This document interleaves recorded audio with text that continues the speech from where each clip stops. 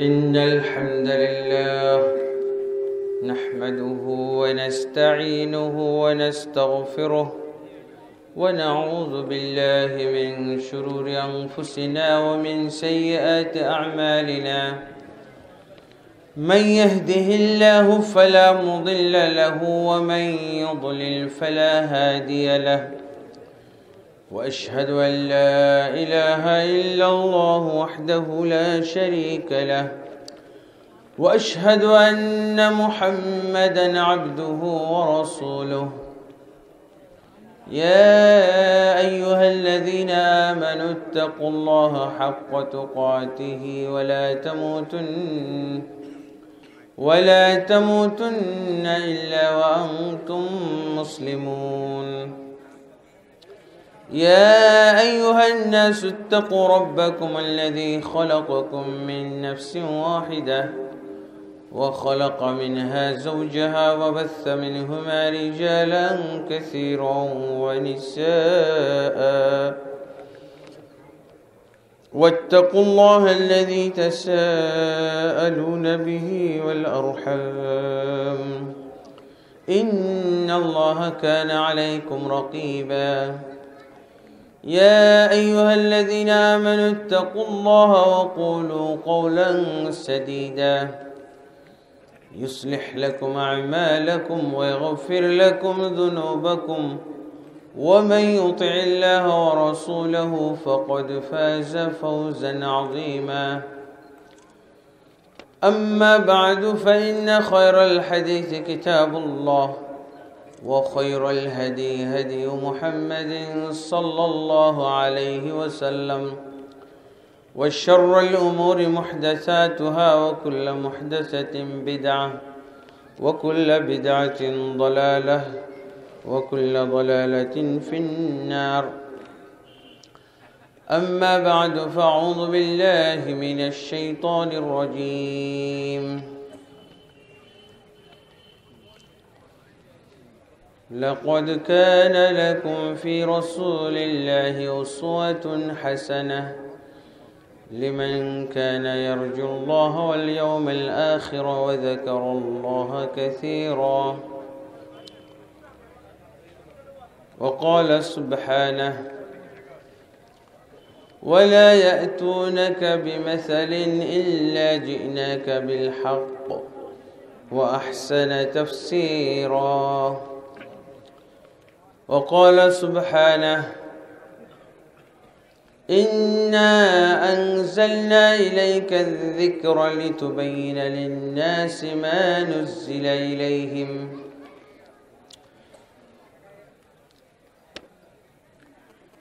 وقال النبي صلى الله عليه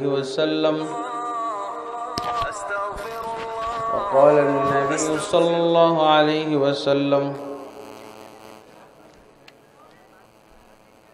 بني الإسلام على خمس: شهادة أن لا إله إلا الله وأن محمدًا رسول الله، وإقام الصلاة، وإيتاء الزكاة، وصوم رمضان، وحج بيت الله الحرام لمن استطاع إليه سبيلا. وقال النبي صلى الله عليه وسلم: إذا قلت قولا فلا تزيدن عليه. وقال النبي صلى الله عليه وسلم: من عمل عملا ليس عليه أمرنا فهو رد. متفق عليه.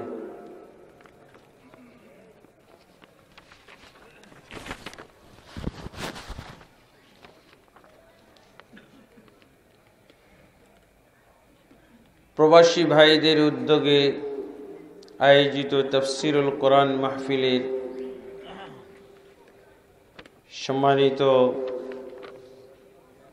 পরিচালক এবং আমন্ত্রিত উলামায়ে কেরাম এবং অত্র এলাকার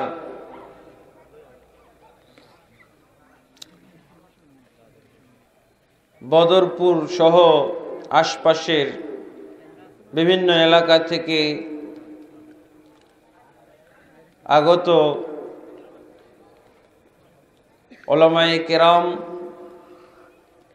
এবং আমার প্রাণপ্রিয় সর্বস্তরের মুসলিম ভাই ও বন্ধুগণ, পর্দার আড়ালে মা ও বোনেরা, আসসালামু আলাইকুম ওয়া রাহমাতুল্লাহি ওয়া বারাকাতুহু। রাসূলুল্লাহ সাল্লাল্লাহু আলাইহি ওয়াসাল্লামের আদর্শ মোতাবেক তিনি আলোচনার পূর্বে যে কমন কথাগুলো, কমন খুতবা তিনি দিতেন, তার ভিতরে আল্লাহ তাবারক ওয়া তাআলার প্রশংসা, আল্লাহর তাওহীদের ঘোষণা, কোরআন মাজিদ থেকে তাকওয়া বিষয়ক কিছু আয়াত এবং নিজের প্রতি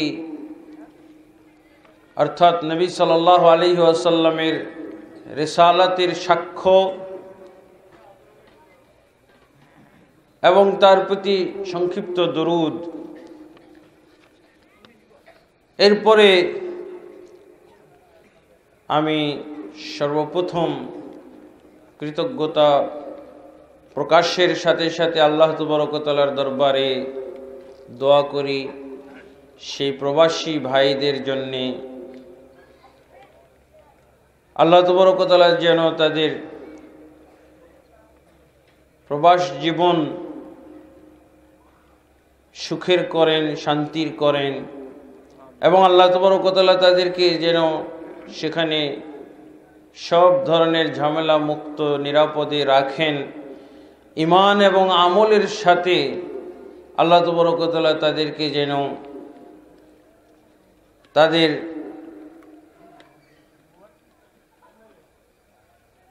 কাজ কারবার করার তৌফিক দান করেন, আল্লাহুম্মা আমিন। এবং এই মাহফিলকে তাদের জন্য জান্নাতের ওসিলা বানিয়ে দেন, জাহান্নাম থেকে নাজাত পাওয়ার ওসিলা বানিয়ে দেন, আল্লাহুম্মা আমিন। আমরা যারা এখানে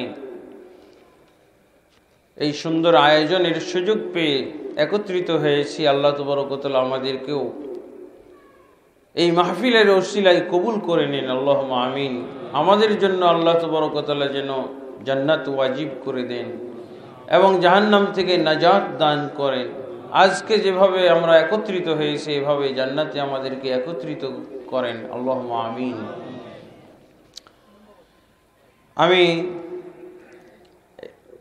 আজকের এই মাহফিলটাকে অনেকটা ব্যতিক্রম দেখছি। আয়োজক হচ্ছে প্রবাসী ভাইয়েরা। আমি আসলে বুঝতেছি না এখানে প্রবাসী ভাইয়েরা আয়োজন করেছেন অত্র এলাকায় প্রবাসী ভাইদের জন্য না সকল জনগণের জন্য, অত্র এলাকার সকল নাগরিকের জন্য, এলাকাবাসী সবার জন্য এই তাফসিরুল কোরআন মাহফিলের আয়োজন করেছেন। আমি এটাই মনে করি, এটাই বিশ্বাস করি। শুধু প্রবাসী ভাইয়েরা করেছেন আয়োজন তার অর্থ এটা নয়। আমি যেটা বুঝি যে এই এলাকায় প্রবাসী যারা আছে, ছুটিতে এসেছে, তারাই শুধু এখানে আসবে, অন্য লোকেরা আসবে না। যেহেতু প্রবাসীরা এটার আয়োজন করেছেন, এই জন্য যারা বিদেশে থাকে তারাই কেবল এখানে এসে ওয়াজ শুনবেন, তাদেরই শুধু সুযোগ আছে ওয়াজ শোনার, এরকম আমি মনে করি না। কিন্তু আপনাদের প্যান্ডেলের আয়তন, প্যান্ডেলের সাইজ, প্যান্ডেলের যে আলহামদুলিল্লাহ বিশালত্ব দেখছি, সেই বিশালত্ব থেকে আমার এরকম একটু ধারণা হয় যে মনে হয় প্রবাসীরা করেছে, প্রবাসীদের জন্যই করেছে। যারা দেশে বসবাস করে, এই অঞ্চলে বসবাস করে, সাধারণ মুসল্লিদের জন্য করা হয় নাই, এরকম যেন একটা আমার ধারণা হচ্ছে। প্যান্ডেল অনুযায়ী উপস্থিতির সংখ্যা বা পরিমাণ কম দেখে ধারণা হচ্ছে এরকম।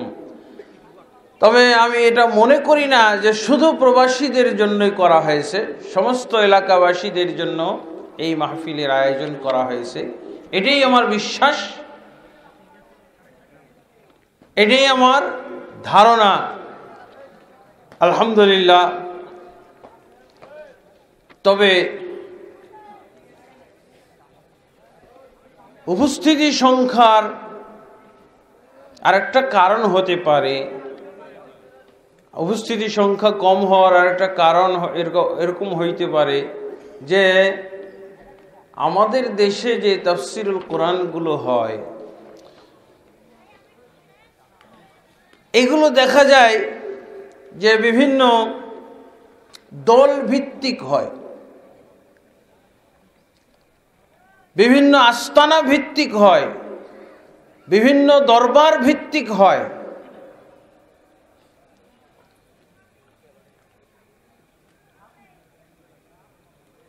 যখন কোনো একটা দরবার কেন্দ্রিক, কোনো একটা আস্তানা কেন্দ্রিক, কোনো একটা খানকা কেন্দ্রিক, কোনো একজন পীর কেন্দ্রিক, কোনো একজন মুর্শিদ কেন্দ্রিক যখন মাহফিল হয়, তখন সব মরিদানরা, সব সংশ্লিষ্ট ব্যক্তিরা ওখানে উপস্থিত হয়।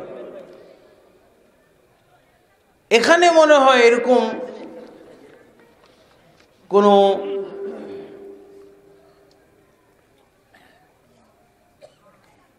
এইসব কেন্দ্রিক মনে হয় এই মাহফিলটা নয়। আলহামদুলিল্লাহ। যদি এরকম হয়ে থাকে তারপরও এটা আমরা বলতে পারি যে আলহামদুলিল্লাহ এটা একটা বিরাট ঐক্যের দাওয়াত। তাহলে সবাইকেই এখানে আসার, যেহেতু কোনো একটা দরবার কেন্দ্রিক নয়, কোনো একটা দল কেন্দ্রিক নয়, কোনো একটা সংগঠন কেন্দ্রিক নয়, কোনো আস্তানা কেন্দ্রিক নয়, কোনো দরবার কেন্দ্রিক নয়, তাহলে এরকম বুঝে নেওয়াটাই মনে হয় ভালো যে সবার জন্য এই মাহফিলটা উন্মুক্ত, সবার শোনার অধিকার আছে, সবার এখানে আসার অধিকার আছে, এবং সবাইকেই এরকম কিছু ওয়াজ নসিহত শোনানো উদ্দেশ্য আছে যা সবার জন্য প্রযোজ্য, সবার জন্য শোনার মতো উপযোগী। আলহামদুলিল্লাহ। তাহলে আর আমরা এরকম চিন্তা করে পিছিয়ে থাকাটা ঠিক হবে না, আমাদের জন্য পিছিয়ে থাকা ঠিক হবে না যে আমাদের দরবার কেন্দ্রিক নয়, আমাদের মুর্শিদ কেন্দ্রিক নয়, আমাদের খানকা কেন্দ্রিক নয়, আমাদের হুজুর কেন্দ্রিক নয়, তাই আমরা আসব না। একটা জিনিসের আকর্ষণে আমাদের আসতে হয়, একটা জিনিসের আকর্ষণে আসব না আমরা। কি আকর্ষণটা? তাফসিরুল কোরআন মাহফিল। তাফসিরুল কোরআন মাহফিল, তার মানে এই কোরআনটাই তো বুঝিয়েছি না? প্রবাসী ভাইদের কোনো কোরআন এখানে আছে? যেই প্রবাসী ভাইরা এই মাহফিলের আয়োজন করেছেন উনাদের কোরআনের তাফসির হবে না আল্লাহ তাবারক ওয়া তাআলার নাযিলকৃত কোরআনের তাফসির হবে? প্রবাসী মুসলিম ভাইদের তো আলাদা কোরআন আছে বলে আমরা বিশ্বাস করি না। আছে নাকি? যদি থাকে তাহলে আপনারা উপস্থিত করতে পারেন। হ্যাঁ, এই কোরআন হলো, আমি যেটা বিশ্বাস করি, এই কোরআন, এই যে যতগুলো আমরা দলের নাম বললাম, প্রত্যেক আস্তানার কোরআন হলো এই কোরআন, প্রত্যেক দরবারের কোরআন হলো এই কোরআন, প্রত্যেক পীর মুর্শিদদের কোরআন হলো এই কোরআন, এবং প্রত্যেক প্রত্যেকটা যে কোনো পীরের মুরিদ হন না কেন, তারও কোরআন এটাই, না ভিন্ন কোনো কোরআন আছে?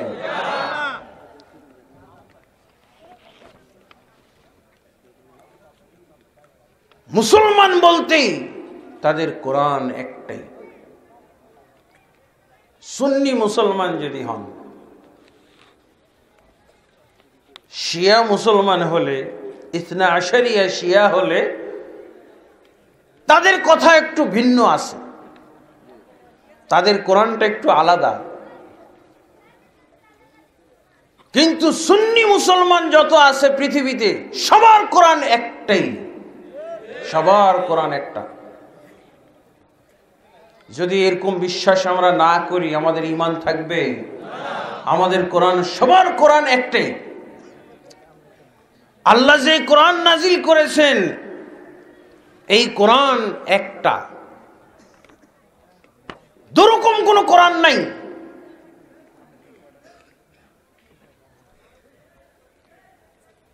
বন্ধুগণ, যদি আমাদের কোরআন একটাই হয়ে থাকে, আমরা সবাই যতজন কোরআনের অনুসারী হব, অনুসারীরাও এক হওয়ার কথা না? কোরআন যদি একটাই হয়ে থাকে, অনুসারীরাও তো এক হবে, ঐক্যবদ্ধ হবে, প্যান্ডেলটা ভরে যাবে সবাই মিলে এসে। প্যান্ডেলটা ভরে যাওয়ার কথা না? কোরআনকে আমরা কোন পয়েন্টে এক জানি? কোরআনকে মহব্বত করার ক্ষেত্রে এক, কোরআনকে মহব্বত করার ক্ষেত্রে এক, কোরআনকে অনুসরণ করতে হবে এই ব্যাপারেও আমরা এক, কোরআনকে মানতে হবে এই ব্যাপারেও আমরা এক, কোরআন আমল করতে হবে এটাও, এই ব্যাপারেও আমরা এক। কিন্তু এরপরও এই কোরআন মাননেওয়ালারাই, এই কোরআন অনুসরণকারীরাই কেন ভিন্ন ভিন্ন?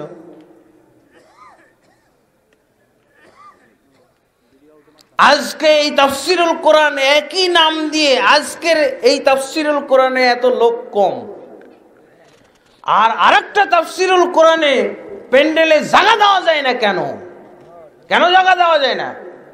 আজকে কিন্তু এই সব কথাগুলো বের করা হবে ইনশাআল্লাহ।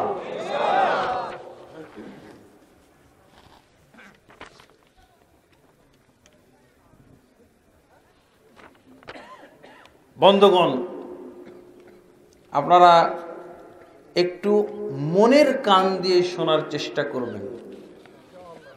মাথার কান দিয়ে শোনার ব্যাখ্যা এরকম হয় অনেক সময়, এই কান দিয়ে ঢোকাও আর আরেক কান দিয়ে বের করে দাও।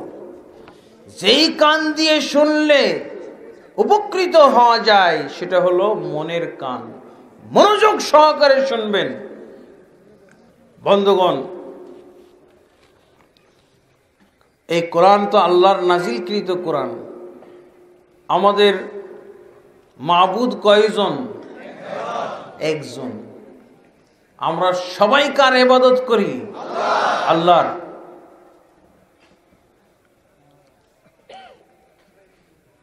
সমস্ত মুসলমানের দল কার ইবাদত করে?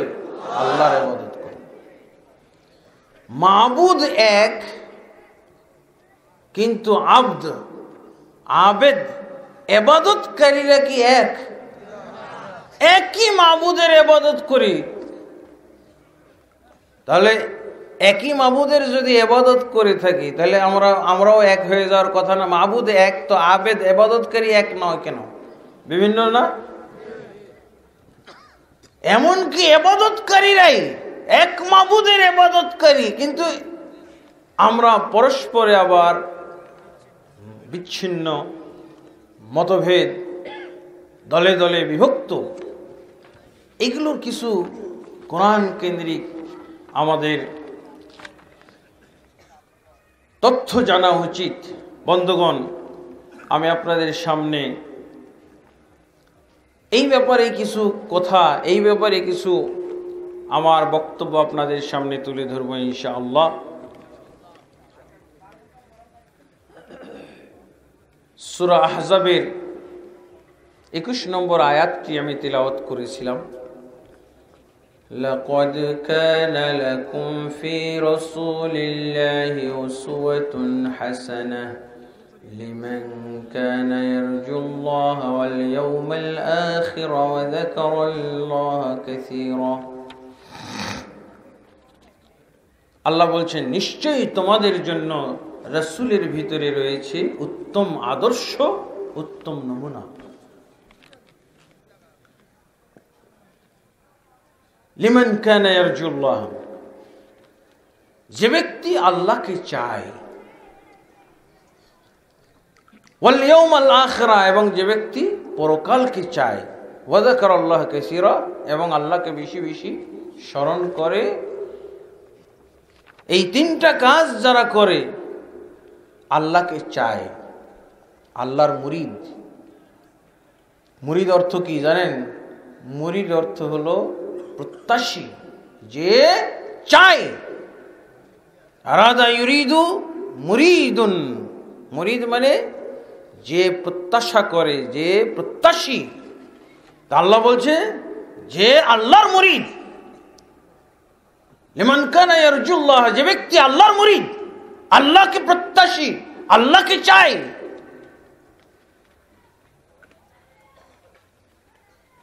তারপরে ওয়াল ইয়াউমাল আখিরা, এবং আখিরাতকে চায়। আখিরাতকে চাই মানে আখিরাতে আল্লাহ তাবারক ওয়া তাআলা যে সমস্ত নিয়ামত রেখেছেন, আখিরাতে যে জান্নাত রেখেছেন, আ'দাদতু লিইবাদি মা লা আইনুন রাআত ওয়া লা উযুনুন সামিআত ওয়া লা খাতারা আলা কলবি বাশার। আমি আমার মুমিন বান্দাদের জন্য এমন কিছু প্রস্তুত করে রেখেছি আখিরাতে, যা কোনো চোখ দেখে নাই, যা কোনো কান শুনে নাই, যা কোনো হৃদয়, কোনো মন কখনো কল্পনা করতে পারে নাই, অকল্পনীয়। ওয়াল ইয়াউমুল আখিরা, আখিরাত কি চায়, আখিরাতে কল্পনাতীত যে নিয়ামত আল্লাহ তাবারক ওয়া তাআলা প্রস্তুত করে রেখেছেন তা চায়। ওয়া যাকারাল্লাহা কাসীরা, এবং আল্লাহকে বেশি বেশি জিকির করে, আল্লাহকে বেশি বেশি স্মরণ করে। এদের জন্য কি করতে হবে? আল্লাহ বলছেন, লাকাদ কানা লাকুম ফি রাসূলিল্লাহি উসওয়াতুন হাসানাহ, নিশ্চয়ই এই ধরনের লোক যারা, তোমাদের জন্য রয়েছে রাসূলের ভিতরে উত্তম আদর্শ, উত্তম নমুনা, উত্তম দৃষ্টান্ত, মাপকাঠি। রাসূলের ভিতরে রয়েছে কি? মাপকাঠি। রাসূলকে মাপকাঠি হিসেবে কিসে ব্যবহার করব? এক নম্বরে রাসূলকে মাপকাঠি হিসেবে ব্যবহার করব আল্লাহকে চিনার জন্য। তিনি যেভাবে আল্লাহকে চিনতেন, তিনি যেভাবে আল্লাহকে, আল্লাহর পরিচয় দিয়েছেন আমাদের কাছে, তিনি যেভাবে ইবাদত করতেন আল্লাহ তাবারক ওয়া তাআলার, সেইভাবে আমরা রাসূলকে মাপকাঠি, রাসূলকে নমুনা, রাসূলকে দৃষ্টান্ত, রাসূলকে যখন আমরা আদর্শ মনে করি, আদর্শের কথা, এই কোরআনের ব্যাখ্যার কথা বলতে গেলে তখন আমরা কিছু এমন বিষয় নিয়ে আসি, যেমন আল্লাহর রাসূল সাল্লাল্লাহু আলাইহি ওয়াসাল্লামকে রাষ্ট্রপতি হিসেবে আদর্শ মানা, রাসূলুল্লাহ সাল্লাল্লাহু আলাইহি ওয়াসাল্লামকে নেতা হিসেবে আদর্শ মানা, রাসূলুল্লাহ সাল্লাল্লাহু আলাইহি ওয়াসাল্লামকে আদর্শ স্বামী হিসেবে দেখা, রাসূলুল্লাহ সাল্লাল্লাহু আলাইহি ওয়াসাল্লামকে আদর্শ পিতা, রাসূলুল্লাহ সাল্লাল্লাহু আলাইহি ওয়াসাল্লামকে আদর্শ সেনাপতি, রাসূলুল্লাহ সাল্লাল্লাহু আলাইহি ওয়াসাল্লামকে আদর্শ অমুক তমুক, এইভাবে আমরা ব্যাখ্যা করি। হ্যাঁ, এগুলো ব্যাখ্যা করতে হবে। এক নম্বর যেটা রাসূল সাল্লাল্লাহু আলাইহি ওয়াসাল্লামকে আদর্শ হিসেবে আমাকে দেখতে হবে, সেটা হলো এই কোরআনের ব্যাখ্যা বিশ্লেষণ তিনি কিভাবে করেছেন, সেই দিকটা আগে দেখতে হবে। যেই জন্য আল্লাহ তাবারক ওয়া তাআলা জিন ইনসানকে সৃষ্টি করলেন, ওমা খালাকতুল জিন্না ওয়াল ইনসা ইল্লা লিয়াবুদুন, আমি জিন ইনসানকে সৃষ্টি করেছি শুধুমাত্র আমার ইবাদতের জন্য, আর অন্য কিছুর জন্য।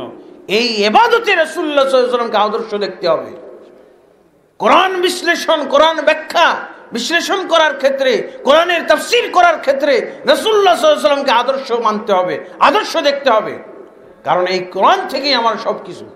কোরআন হলো আমার ঠিকানা, কোরআন হলো আমার পরিচয়, কোরআন হলো ইসলামের অনুমান বা ঠিকানা। রাসূলুল্লাহ সাল্লাল্লাহু আলাইহি ওয়াসাল্লামের সুন্নাহ হলো ইসলামের ঠিকানা।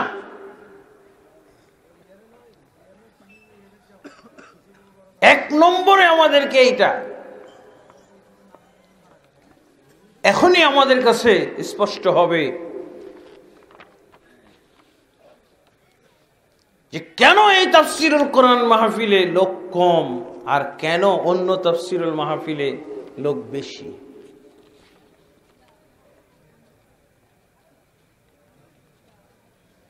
কোরআন এক হয়ে কোনো লাভ নাই। মুসলমানদের কোরআন এক হয়ে কোনো লাভ নাই। কোরআন এক, কোরআনের তাফসীরও এক হইতে হবে, তাফসীরটাও এক হইতে হবে, কোরআনের ব্যাখ্যাটাও এক হইতে হবে, কোরআনের বিশ্লেষণও এক হইতে হবে।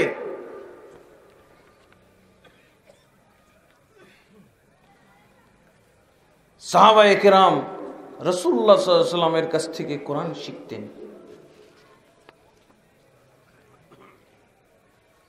ওসমান ইবনে আফফান রাদিয়াল্লাহু আনহু বর্ণনা করছেন, ইবনে মাসউদ রাদিয়াল্লাহু আনহু বর্ণনা করছেন, ইযা তাআল্লামনা মির রাসূলিল্লাহ সাল্লাল্লাহু আলাইহি ওয়াসাল্লাম 10 আয়াতিন লা নাতাজাওয়াজুহুন্না হাত্তা আলিমনা মা ফিহা মিনাল ইলমি ওয়াল আমালি। ওসমান বিন আফফান রাদিয়াল্লাহু বর্ণনা করছেন, ইবনে মাসউদ রাদিয়াল্লাহু আনহু বর্ণনা করছেন যে আমরা আল্লাহর রাসূল সাল্লাল্লাহু আলাইহি ওয়াসাল্লামের কাছ থেকে 10টি আয়াতের সবক নেওয়ার পর 10টি আয়াত করে সবক নিতাম। কয়টি করে আয়াতের সবক নিতাম? 10টি করে আয়াতের সবক নিতাম। লা নাতাজাওয়াজুহুন্না, এই 10টি আয়াত পার হয়ে অতিক্রম করে অন্য আয়াতে আমরা যেতাম না। তার মানে 11 নম্বর আয়াতে 12 নম্বর আয়াতে যেতাম না, যতক্ষণ পর্যন্ত রাসূলুল্লাহ সাল্লাল্লাহু আলাইহি ওয়াসাল্লামের কাছ থেকে না জেনে নিতাম এই 10টি আয়াতের ভিতরে কি ইলম, কি জ্ঞান আছে আর কি আমল আছে, এটা না জানা পর্যন্ত আমরা 11 নম্বর আয়াতে যেতাম না।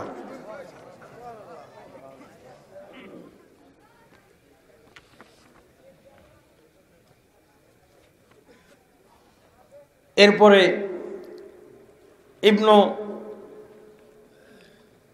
মাসউদ রাদিয়াল্লাহু আনহু এবং অন্যান্য সাহাবায়ে কেরাম থেকে আরো বর্ণনা পাওয়া যায়। সহিহ বুখারীর মধ্যে এসেছে, আমাদের দেশে সবচেয়ে কমন একটা আয়াত, বিশেষভাবে এই মাহফিলে হয়তো আপনারা এই আয়াতটার অভাব অনুভব করেছেন। হ্যাঁ, এই আয়াতটা তেলাওয়াত হয় নাই।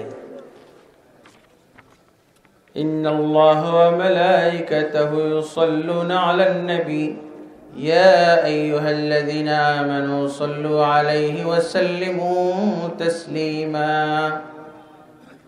এই আয়াতটা আজকে তেলাওয়াত হয় নাই না শুরুতে। এই আয়াতটা যেদিন নাজিল হয়, সহিহ বুখারীর মধ্যে এসেছে,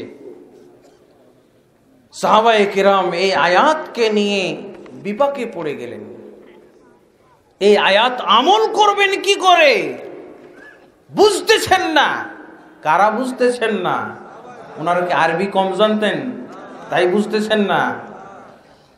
আমাদের দেশের বাঙালি কি রিকশাওয়ালা, কি ক্ষেত মজুর, কে কি শ্রমজীবী, এই আয়াতের আমল এত মুখস্থ যে হুজুর বলার আগে, হুজুর আমল করার আগে শ্রোতা আমল শুরু করে দেয়। এই আয়াত তেলাওয়াত হইলি, হ্যাঁ, খালি হুজুরকে একটু লম্বা করে টান দিতে হয়। ইন্নাল্লাহা ওয়া মালাইকাতাহু ইউসাল্লুনা আলান নবী ইয়া আইয়ুহাল্লাযীনা আমানু সাল্লু আলাইহি ওয়া সাল্লিমু তাসলিমা। বুঝেছেন? হুজুরকে শুধু টান দিতে হয়, আমল শুরু হয়ে যায়, আয়াতের আমল। আর এই আয়াত যখন নাজিল হলো, সাহাবায়ে কেরামের কাছে, তখন ওনারা এই আয়াত পড়ার পর নিজেরাই বলতেছেন যে কি হলো? আলহামদুলিল্লাহ চালু আছে মাইক, ধৈর্য হারাবেন না ইনশাআল্লাহ, কথা শোনেন। এই আয়াত যখন সাহাবায়ে কেরামের উপরে নাজিল হলো, তখন তারা কিভাবে এই আয়াত আমল করবেন, আমলের কোন দিক নির্দেশনা পাচ্ছেন না, আমলটা কিভাবে করবেন বুঝতেছেন না। কার কাছে গেলে পাওয়া যাবে এই আয়াতের আমল? আবু বকর রাদিয়াল্লাহু আনহুর বাড়িতে যাননি, ওমরের বাড়িতে যাননি, ওসমান রাদিয়াল্লাহু আনহুর বাড়িতে যাননি। কার কাছে গেছেন? স্বয়ং রাসূলুল্লাহ সাল্লাল্লাহু আলাইহি ওয়াসাল্লামের কাছে গেছেন, যে বলছেন ইয়া রাসূলুল্লাহি আরাফনা আসসালাম আলাইকা ফাকাইফা আসসালাতু কাইফা নুসাল্লি আলাইক। হে আল্লাহর রাসূল, এই কোরআনের আয়াতে আমাদেরকে আজকে বাড়তি কিছু আমলের কথা বলছেন। আল্লাহ তাবারক ওয়া তাআলা বাড়তি কিছু আমলের কথা বলেছেন এই আয়াতের, কিন্তু সেই আমলটা কি হবে এটা আমরা বুঝতেছি না, জানি না। এটা জানার জন্য আপনার কাছে এসেছি। আর আমাদের দেশে টান দিলেই সব বুঝে ফেলে। কারা বুঝে? সাহাবী বুঝে না, শ্রোতারা বুঝে ফেলে। প্যান্ডেলের ওই লাস্টের লোকটা, ওই পিছনের লোকটা, সবচেয়ে সাধারণ লোকটা, সবচেয়ে অশিক্ষিত লোকটাই খালি টানটা একটু হলেই বুঝে ফেলে, আমল বুঝে ফেলে।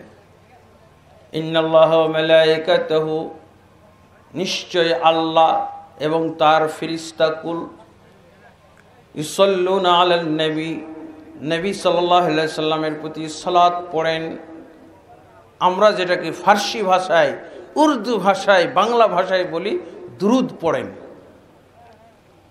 ইউসাল্লুনা আলান নবী ইয়া আইয়ুহাল্লাযীনা আমানু সাল্লু আলাইহি ওয়া সাল্লিমু তাসলিমা। অতএব হে ঈমানদাররা, আগে কি বলা হলো? নিশ্চয়ই আল্লাহ এবং তার ফেরেশতারা নবী সাল্লাল্লাহু আলাইহি সাল্লামের প্রতি সালাত পড়েন।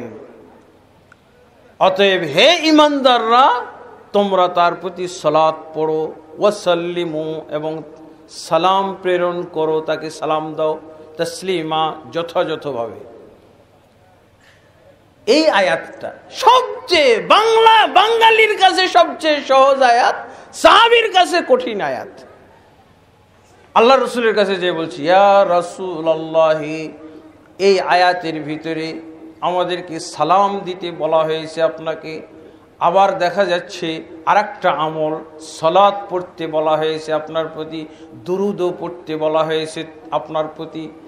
আমরা সালাম জানি, সালাম আপনাকে দিতে জানি, আমরা সালাম দিতে শিখেছি আপনার প্রতি, আপনাকে কিভাবে সালাম দিতে হয় এটা জানি, কিন্তু আমরা আপনার প্রতি দুরুদ পড়তে শিখি নাই, দুরুদ জানি না। আপনার প্রতি কিভাবে দুরুদ পড়তে হয় আমরা জানি না। আমাদের কি ভাষা এরকম? আমরা জানি না, আমরা জানি। এবার আল্লাহর রাসূল সাল্লাল্লাহু, ওরা কি আরবি ভাষী ছিলেন না?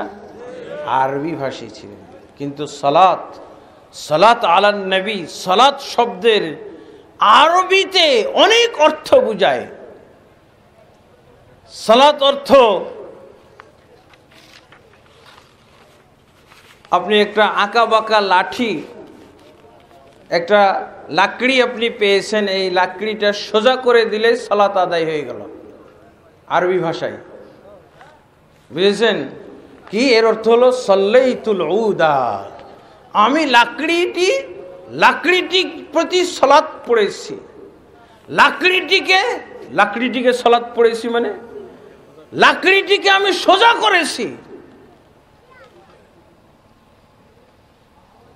আল্লাহুম্মা সাল্লি আলা আবি আউফা ও বানি আউফা, আল্লাহ বানু আউফার প্রতি তুমি সালাত পড়ো। আল্লাহ, রাসূল সাল্লাল্লাহু আলাইহি ওয়াসাল্লাম দোয়া করতেন। কেউ কিছু দান করলে আল্লাহ রাসূল সাল্লাল্লাহু আলাইহি ওয়াসাল্লাম তার উপরে সালাত পড়তেন।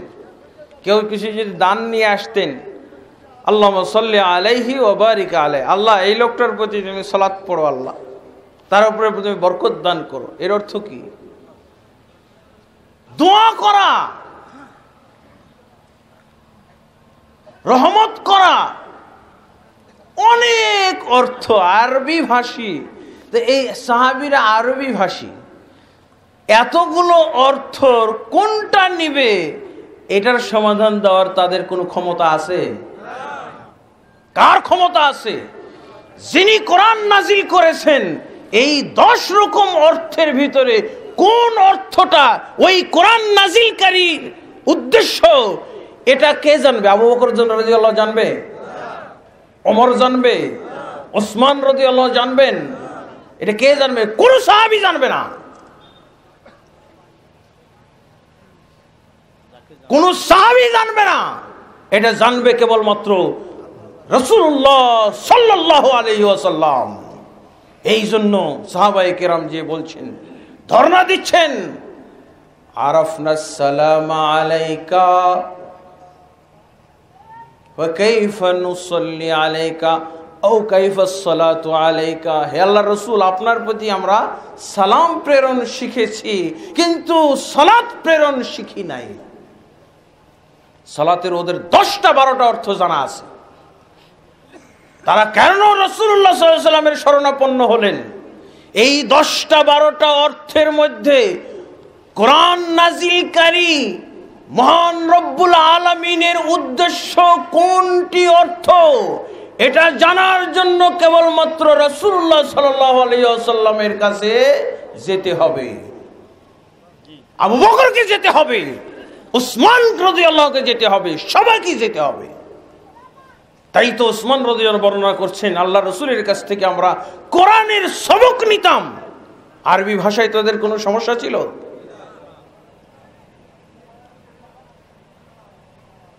এক ব্যক্তি এসে জিজ্ঞেস করছেন, মা মা'না ফাকিহাতান ওয়া আব্বা। আবু বকর রাদিয়াল্লাহু আনহুকে এসে জিজ্ঞেস করছেন, ফাকিহাতান ওয়া আব্বা কোন সূরার আয়াত? সূরা আবাসা।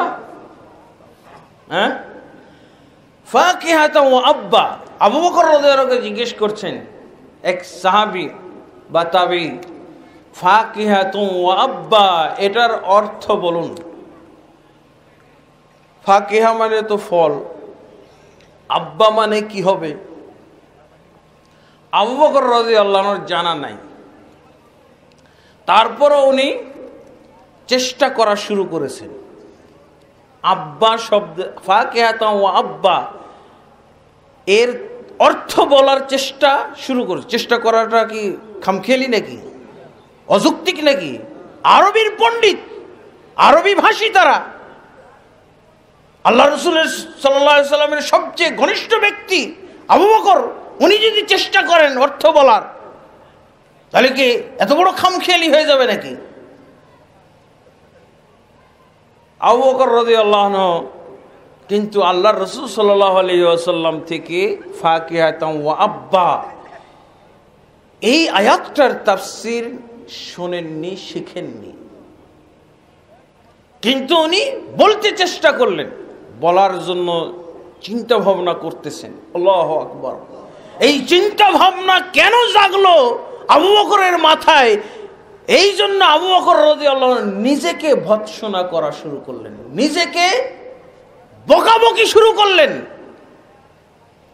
এই তুমি কোরআনের অর্থ রাসূলের কাছ থেকে না জেনে কিভাবে তুমি বলার চেষ্টা শুরু করে দিয়েছো? এটাই হলো ভৎসনার কারণ। ভৎসনাটা কি ভাষায় করেছিলেন সেই ভাষাটা তাফসীর ইবনে কাসিরের মধ্যে এসেছে। আইয়ু আরদিন তুকিল্লুনি ওয়া আইয়ু সামাইন তুযিল্লুনি ইযা কুলতু ফিল কুরআনি মা লা আ'লাম। এই আবু বকর, তুই কি করতে যাচ্ছিস? তোকে কোন জমিন বহন করবে, দাঁড়ানোর জায়গা দিবে রে আবু বকর? এবং তোকে কোন আসমান ছায়া দিবে রে আবু বকর? তুই আল্লাহর রাসূল থেকে এই আয়াতের তাফসীর না শিখে নিজে নিজে যে চেষ্টা শুরু করেছিস, তোর আশ্রয়দাতা আছে কে? আল্লাহ ছাড়া। এই জমিনে তোর আশ্রয় হবে না, এই আসমানের নিচে তোর আশ্রয় নাই। যখন তুই চেষ্টা করতে গেছিস কোরআন সম্পর্কে নিজের মতামত থেকে, নিজের চেষ্টা চরিত্র থেকে একটা তাফসীর বলার জন্য, এটা হতে পারে না। আবু বকর রাদিয়াল্লাহু আনহু বলেননি, মনে মনে চিন্তা করতেছিলেন বলবেন, কিন্তু এটা নিশ্চিতভাবে রাসূলুল্লাহ সাল্লাল্লাহু আলাইহি ওয়াসাল্লাম, কিন্তু আরবি ভাষী হিসেবে তো বলার সাহস করতেই পারেন। আরবি ভাষী, সে কি আমাদের যুগের ভাষা আরবি ভাষীর মতো আলিফ বা করে করে শিখেছি? অথচ তিনি নিজেকে যখন বললেননি, মুখ দিয়ে বেরই করেননি, কি বের করলেন শেষমেশ? আইয়ু সামাইন তুযিল্লুনি ওয়া আইয়ু আরদিন তুকিল্লুনি ইযা কুলতু ফিল কুরআনি মা লা আ'লাম। হায়রে আবু বকর, তোকে কোন জমিন আশ্রয় দিবে, কোন জমিনে তুই দাঁড়াবি, কোন আসমান তোকে ছায়া দিবে, যদি সেই আসমানওয়ালার কোরআন সম্পর্কে তাফসীর করিস না জেনে, না জ্ঞান রেখে তাফসীর করিস, তাহলে তোর কি হবে? তোর আশ্রয়ের জায়গা নাই। সাথে সাথে নিবৃত হয়ে গেছে।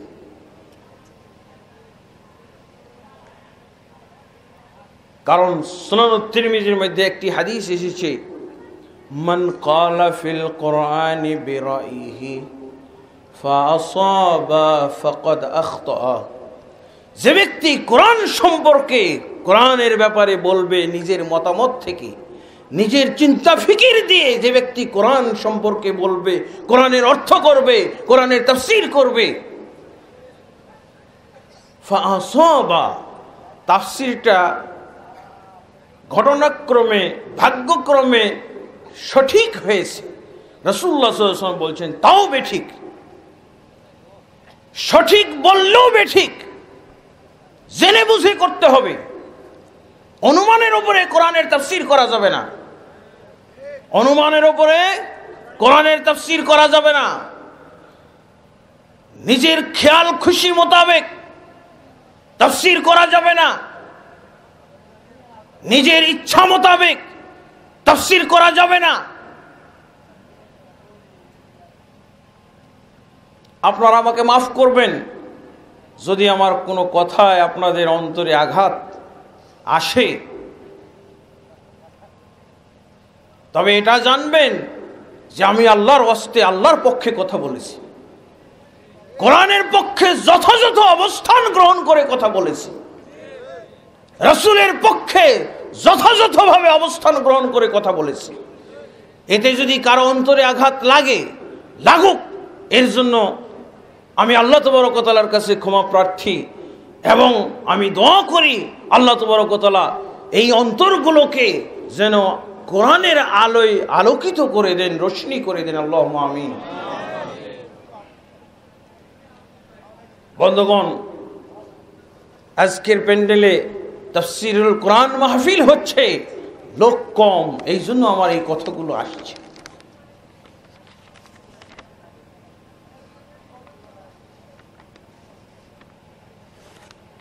কোরআন এক, কিন্তু আমরা কোরআনওয়ালারা, কোরআন মান্যওয়ালারা, কোরআনের অনুসারীরা, কোরআনকে মহব্বতকারীরা, কোরআনের প্রতি আমলের দাবিদাররা এক নই। কেউ বলতে পারবে না আমরা এক। আমরা এমন বিভক্ত, আমরা এমন বিচ্ছিন্ন পরস্পরে যে একজন আরেকজনকে খুন করতেও আমরা খুন করে সওয়াবের আশা করি। একে হত্যা করলে সওয়াব হবে, একে হত্যা করলে কি হবে? সওয়াব হবে। আমার এলাকায়, দূরে যাব না, আমার এলাকায় বলা হয়েছে, এক মুফতি সাহেব বলেছে একে হত্যা করলে 100 জন কাফের হত্যা করার সওয়াব পাওয়া যাবে। ইন্না লিল্লাহি ওয়া ইন্না ইলাইহি রাজিউন।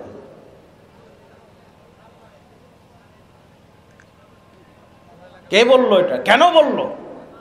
বন্ধুগণ, কোরআন এক। আল্লাহ তাবারক ওয়া তাআলা এই কোরআনকে এক রাখার জন্য কিছু সূত্র রেখেছে। কোরআনের অনুসারীরা কিভাবে এক হবে, এরও কিছু সূত্র আল্লাহ কোরআন মাজিদে দিয়েছেন। কোরআন দ্বারা আমরা কিভাবে ঐক্যবদ্ধ থাকব। আল্লাহ তাবারক ওয়া তাআলা কিন্তু ঐক্যবদ্ধ থাকাকে ওয়াজিব করে দিয়েছেন, ফরজ করে দিয়েছেন, বিভক্তিকে হারাম করে দিয়েছেন। আর বিভক্তির মাপকাঠিগুলো আমরা জেনে নেব। সূরা আলে ইমরানের 103-4 নম্বর আয়াতে আল্লাহ তাবারক ওয়া তাআলা ঐক্যবদ্ধ থাকাকে ফরজ করেছেন আর বিভক্ত হওয়াকে তিনি হারাম ঘোষণা করেছেন। আর বিভক্ত কাকে বলা হয় এর সংজ্ঞা দিয়েছেন। আপনার বিভক্তটা যদি এই সংজ্ঞার মধ্যে পড়ে যায়, জানবেন আপনি বিভক্তকারী, আপনি বিচ্ছিন্নতাবাদী। আমি কোরআনের বাইরে কথা বলি না। কোরআন বলে দিয়েছে বিভক্তির সংজ্ঞা, বিভক্তির সূত্র কি, ঐক্যের সূত্র আর বিভক্তির সূত্র কোরআন দিয়েছে। দেখি আপনাদের এলাকার কোরআনে আছে কিনা। সূরা আল ইমরান আপনারা পড়লেই টের পাবেন। ইয়া আইয়ুহাল্লাযীনা আমানুত্তাকুল্লাহ يا أيها الذين آمنوا اتقوا الله حق تقاته ولا تموتن إلا وأنتم مسلمون واعتصموا بحبل الله جميعا ولا تفرقوا واذكروا نعمة الله عليكم إذ كنتم أعداء فألف بين قلوبكم فأصبحتم بنعمته إخوانا। বিভক্তি, দলাদলি, অনৈক্য, বিচ্ছিন্নতা কাকে বলে, কোন বিচ্ছিন্নতাটা হলো হারাম, এর আল্লাহ সূত্র দিয়ে দিয়েছেন। আর ঐক্যবদ্ধ থাকা হলো ফরজ। ওয়াতাসিমু বিহাবলিল্লাহি জামিআন ওয়া লা তাফাররাকু, তোমরা আল্লাহর রশিকে আঁকড়ে ধরো, জামিআন সকলে মিলে। সকলে মিলে কাকে বাদ দেওয়া হলো? সকলে মিলে বলতে আল্লাহর বান্দা যত আছে। রাসূলুল্লাহ সাল্লাল্লাহু আলাইহি ওয়াসাল্লাম বলতেন কুনু ইবাদাল্লাহি ইখওয়ানা, তোমরা সবাই আল্লাহর বান্দা, ভাই ভাই হয়ে যাও। কোরআনে কি বলা হয়েছে? ইন্নামাল মুমিনুনা ইখওয়া, মুমিনরা শুধুমাত্র ভাই ভাই। মুমিনরা কি শুধুমাত্র কথাটা আছে, মুমিনদের সম্পর্ক শুধুমাত্র ভাই ভাই। যদি মুমিনরা সবাই ভাই ভাই হয়ে গেল, আর আল্লাহ বলছেন তোমরা আল্লাহর রজ্জুকে সকলে মিলে একতাবদ্ধভাবে আঁকড়ে ধরো। ইবনে আব্বাস রাদিয়াল্লাহু আনহু তাফসীর করেছেন, এই আয়াতের তাফসীরে বলেছেন হাবলুল্লাহ, আল কোরআন হাবলুল্লাহিল মামদুদ, তরফুন বিয়াদিল্লাহ ওয়া তরফুন বিয়াদিকুম। কোরআন হচ্ছে এমন একটা রশি, একটি মাত্র রশি, এমন একটি রশি, একটি মাত্র রশি। আচ্ছা, একটা রশির কয়টা মাথা থাকে ভাই? দুইটা মাথা। ইবনে আব্বাস রাদিয়াল্লাহু আনহু বলছেন এটা কোরআন এমন একটি রশি, যেই রশিটা আল্লাহ তাবারক ওয়া তাআলা তোমাদের দিকে প্রসারিত করে দিয়েছেন, তোমাদের দিকে ঝুলিয়ে দিয়েছেন, তোমাদের জন্য ছেড়ে দিয়েছেন। তরফুহু বিয়াদিহি, তার একটা মাথা হলো তার হাতে, একটা মাথা হলো আল্লাহর হাতে, ওই রশির একটা মাথা আল্লাহর হাতে। ওয়া তরফুন বিয়াদিকুম, এবং আরেক মাথা তোমাদের হাতে। এক মাথা আল্লাহ ধরলেন, আরেক মাথা বান্দারা ধরলে কি হয়ে যাবে? ঐক্যবদ্ধ না? মাথা তো আর বেশি নাই, মাথা কি বেশি আছে? মাথা একটাই। সবাই মিলে যদি এই মাথা ধরে তাহলে কি হবে? ঐক্য হয়ে গেল না?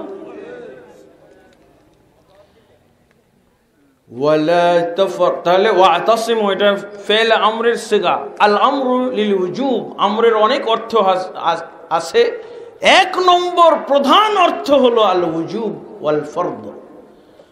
উজুব বুঝায়, ফরদ বুঝায়। আল্লাহর আদেশ পালন করা কি কখনো নফল হয় নাকি? হ্যাঁ, নফল যখন হবে তখন আল্লাহ বলে দিবেন, বিভিন্ন ইশারা ইঙ্গিত দিয়ে, দালাইল কারায়েন দিয়ে ওটা বুঝিয়ে দেওয়া হবে। এক নম্বর কথা, আল্লাহর আদেশ কখনো নফল, ঐচ্ছিক এবং অতিরিক্ত হতে পারে না। আল্লাহর আদেশ সবসময় হলো ফরজ। আলহামদুলিল্লাহ। তা আল্লাহ বলছেন ওয়াতাসিমু, তোমরা সকলে মিলে আঁকড়ে ধরো, বিহাবলিল্লাহ, আল্লাহর রজ্জুকে, আল্লাহর রশিকে, জামিআন, সকলে। ওয়ালা তাফার, তাহলে এটা হলো ওয়াজিব বা ফরদ। ওয়ালা তাফাররাকু, খবরদার দলে দলে বিভক্ত হয়ে যায় না, খবরদার দলে দলে বিভক্ত হয়ে যায় না। এরপরে আল্লাহ কি বলছেন, এবং দলে দলে বিভক্ত কিভাবে হয় এটার চিত্র আল্লাহ তুলে ধরেছেন, সংজ্ঞা দিয়েছেন। দলে দলে বিভক্ত হওয়ার সংজ্ঞা, যেই বিভক্তি হলো হারাম, যেই বিভক্তি আল্লাহ নিষেধ করেছেন, এই বিভক্তির চিত্র আল্লাহ পরের আয়াতে দিয়ে দিয়েছেন। ওয়াযকুরু নি'মাতাল্লাহি আলাইকুম ইয কুনতুম আ'দাআন, আর আল্লাহ বলছেন তোমরা স্মরণ করো নি'মাতাল্লাহ, আল্লাহর নিয়ামত কি, আলাইকুম, তোমাদের প্রতি যেই নিয়ামত তিনি দিয়েছেন। কি নিয়ামত? ইয কুনতুম আ'দাআন ফাআল্লাফা বাইনা কুলুবিকুম ফাআসবাহতুম বিনি'মাতিহি ইখওয়ানা। আপনাদের তাফসিরুল কোরআনের একটা বৈশিষ্ট্য হলো এই যে কোন আয়াতের তাফসির হচ্ছে আপনারা বলতে পারবেন, রাস্তায় যাবেন আর বলবেন, রাস্তায় যাবেন আর বলবেন। হ্যাঁ, কিন্তু বিভিন্ন তাফসিরুল কোরআন মাহফিল হয়, বক্তাও বলতে পারে না কোন আয়াতের তাফসির হলো, আর শ্রোতাও বলতে পারবে না কোন আয়াতের তাফসির হলো, এরকম হয়। কিন্তু আপনাদের এই তাফসিরুল কোরআন মাহফিলে ইনশাআল্লাহ এটা হবে না। কোন কোন আয়াতের তাফসির শুনলেন, শিখলেন, ওগুলো বলতে পারবেন, যেতে যেতে বলবেন। ওয়ালা তাফাররাকু, খবরদার তোমরা, নাহির সিগাটা, তাফাররাক, তোমরা বিভক্ত হয়ে যায় না। নাহির প্রথম অর্থ হলো তাহরিম, হারাম। যেমন আমরের প্রথম অর্থ, প্রধান অর্থ হলো উজুব ওয়াল ফরদিয়া, এরকম নাহির প্রথম এবং প্রধান অর্থ হলো তাহরিম, মানে হারাম। এক নম্বর হলো অর্থ হারাম হবে। তারপরে আল্লাহ কি বলছেন, এই যে তাফরিক বলতে আল্লাহ কোন তাফরিক বুঝাইলেন, কোনটাকে নিষেধ করলেন, এটা এবার কোরআনের আয়াত থেকেই আল্লাহ, কোরআনের আয়াত দিয়েই বুঝিয়ে দিচ্ছেন। ওয়াজকুরু নি'মাতাল্লাহি আলাইকুম, তোমরা আল্লাহর নিয়ামতকে স্মরণ করো যা তিনি তোমাদের প্রতি দিয়েছেন। ইয কুনতুম আ'দাআন, যখন তোমরা ছিলে শত্রু। কাদেরকে বলা হচ্ছে? যখন কোরআন নাজিল হচ্ছে, যাদের উপরে কোরআন নাজিল হচ্ছে তাদেরকে আল্লাহ স্মরণ করাচ্ছেন, স্মরণ করো। কোরআন নাজিলের আগে এরা কোরআন মানার আগে পরস্পরের শত্রু ছিল না? জাহিরি যুগের লোকেরা পরস্পরে কি বন্ধু ছিল না শত্রু ছিল? যুদ্ধ বিগ্রহ, মারামারি, কাটাকাটি, হানাহানি, চুরি ডাকাতি, খুন খারাপি কাদের কাজ ছিল? জাহিলি যুগ। ওই লোকগুলোকে বলছে, এরাই তো জাহিলি যুগের লোকগুলোই তো এই কোরআনওয়ালা হয়েছে, কোরআনধারী হয়েছে, কোরআনের প্রতি আমলকারী হয়েছে। তাদেরকে বলছে তোমরা স্মরণ করো, স্মরণ করতে বলছেন, এবং স্মরণ হওয়ারই কথা। তোমরা ছিলে পরস্পরে শত্রু, ফাআল্লাফা বাইনা কুলুবিকুম, আল্লাহ তোমাদের মাঝে অন্তরে মহব্বতের বন্ধন তৈরি করে দিয়েছে, তোমাদের অন্তরের ভিতরে উলফত, মহব্বত তৈরি করে দিয়েছেন, পরস্পরের প্রতি পরস্পরের মহব্বত তৈরি করে দিয়েছেন। ফাসবাহতুম বিনি'মাতিহি ইখওয়ানা, আল্লাহর অনুগ্রহে তোমরা সেই পরস্পর শত্রু লোকগুলো পরস্পরে ভাই ভাই হয়ে গেছো। আল্লাহ বলছেন ভাই ভাই আলহামদুলিল্লাহ সুবহানাল্লাহি ওয়া বিহামদিহি। তাহলে এখানেই পাওয়া যাচ্ছে যে ঐক্যের চিত্রটা হবে এরকম। ঐক্যের চিত্রটা কি হবে? পরস্পরে ভাই ভাই থাকবে। ঐক্যের একটা মাঠ পর্যায়ে চিত্র দেখা যাবে, সেটা কি? তারা পরস্পরে ভাই ভাই থাকবে। রাসূলুল্লাহ সাল্লাল্লাহু আলাইহি ওয়াসাল্লাম এই কথাগুলো আরো সুন্দর করে বুঝিয়েছেন, ব্যাখ্যা করেছেন, তাফসীর করেছেন। কি বলেছেন? আল্লাহ রাসূল সাল্লাল্লাহু আলাইহি ওয়াসাল্লাম বলছেন, আল মুমিনু লিল মুমিনি কাল বুনিয়ান ইয়াশুদ্দু বাযুহু বাযা। মুমিন ব্যক্তির জন্য একটা বিল্ডিং এর মতো। একটা ম্যাটেরিয়াল আরেকটা ম্যাটেরিয়ালকে শক্তিশালী করে। ইট সিমেন্টের সাথে মিশে একাকার হয়ে কি করে? রডকেও জড়িয়ে ধরে, ইটটাকেও জড়িয়ে ধরে, একটার সাথে আরেকটাকে এমন করে মিশিয়ে দেয়। হ্যাঁ, তারপরে যখন ওটাকে প্লাস্টার করা হয়, রং করে দেওয়া হয়, আর আপনি বুঝবেন না যে এর মধ্যে একজন রড, একজন সিমেন্ট, একজন বালু, একজন ইট, এগুলো বোঝা যাবে? আর কিচ্ছু বোঝা যাবে না। আল্লাহ রাসূল সাল্লাল্লাহু আলাইহি ওয়াসাল্লাম বলছেন, মুমিনদের জন্য এরকম বিল্ডিং এর মতো একটা আরেকটাকে ধরবে, ধরে একাকার হয়ে যাবে। একাকার যদি না হয়, যদি বিচ্ছিন্ন হয়ে থাকে, আলাদা আলাদা থাকতে চায়, ইট বলল না আমি সিমেন্টের সাথে মিশিব না, সিমেন্ট যদি বলে আমি রডের সাথে মিশবো না, বালুর সাথে মিশবো না, বিল্ডিং হবে? রাসূলুল্লাহ সাল্লাল্লাহু আলাইহি ওয়াসাল্লাম উদাহরণ দিয়ে বলেছেন কি? কাল বুনিয়ান, একেবারে একটা বিল্ডিং এর মতো হতে হবে। বিল্ডিং যেমন হতোই না, বিচ্ছিন্ন থাকলে একটা মাল আর একটা মাল থেকে বিচ্ছিন্ন থাকলে যেমন বিল্ডিংই হতো না, এরকম ভাবে মুমিনই হতে পারবে না যদি মুমিনরা পরস্পরে ভাই ভাই না হয়ে যেতে পারে, একজন আর একজনকে মহব্বত না করতে পারে। তারপরে কি? তাহলে বোঝা যায়, তাহলে না ঐক্যবদ্ধ থাকার একটা চিত্র দেখা যাবে। তারপরে রাসূলুল্লাহ সাল্লাল্লাহু আলাইহি ওয়াসাল্লাম আরো বলছেন, সহিহ মুসলিম শরীফে হাদিস, এগুলো বুখারী মুসলিমে হাদিসে আছে, যারা আলেম ওলামা আছেন তাদেরকে ইশারা দিলেই বুঝে ফেলবেন।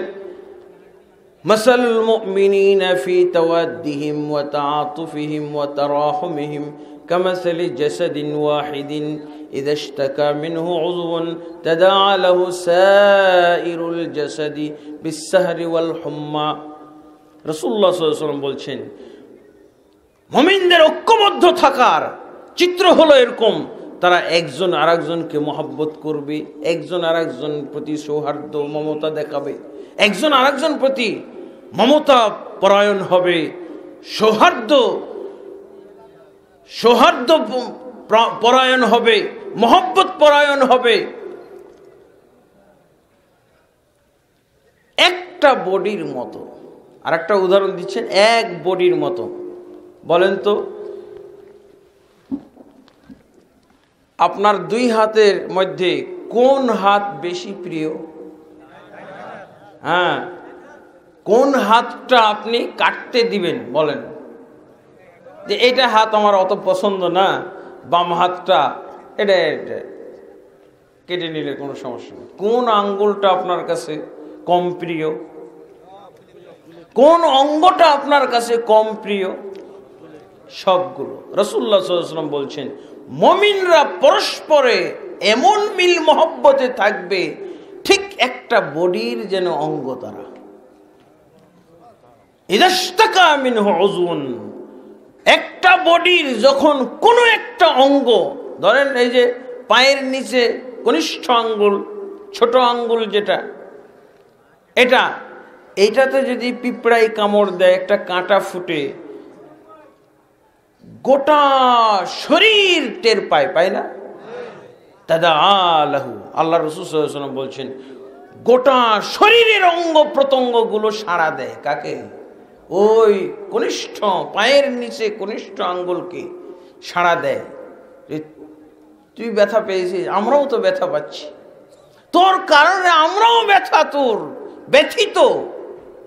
তাদাআলাহু বিস-সাহরি ওয়াল হুম্মা, ঘুম হয় না, চোখে ঘুম আসে না, ব্যথার ঠেলায় চোখ ঘুম পাড়তে পারে না, শরীর স্বস্তি বোধ করতে পারে না,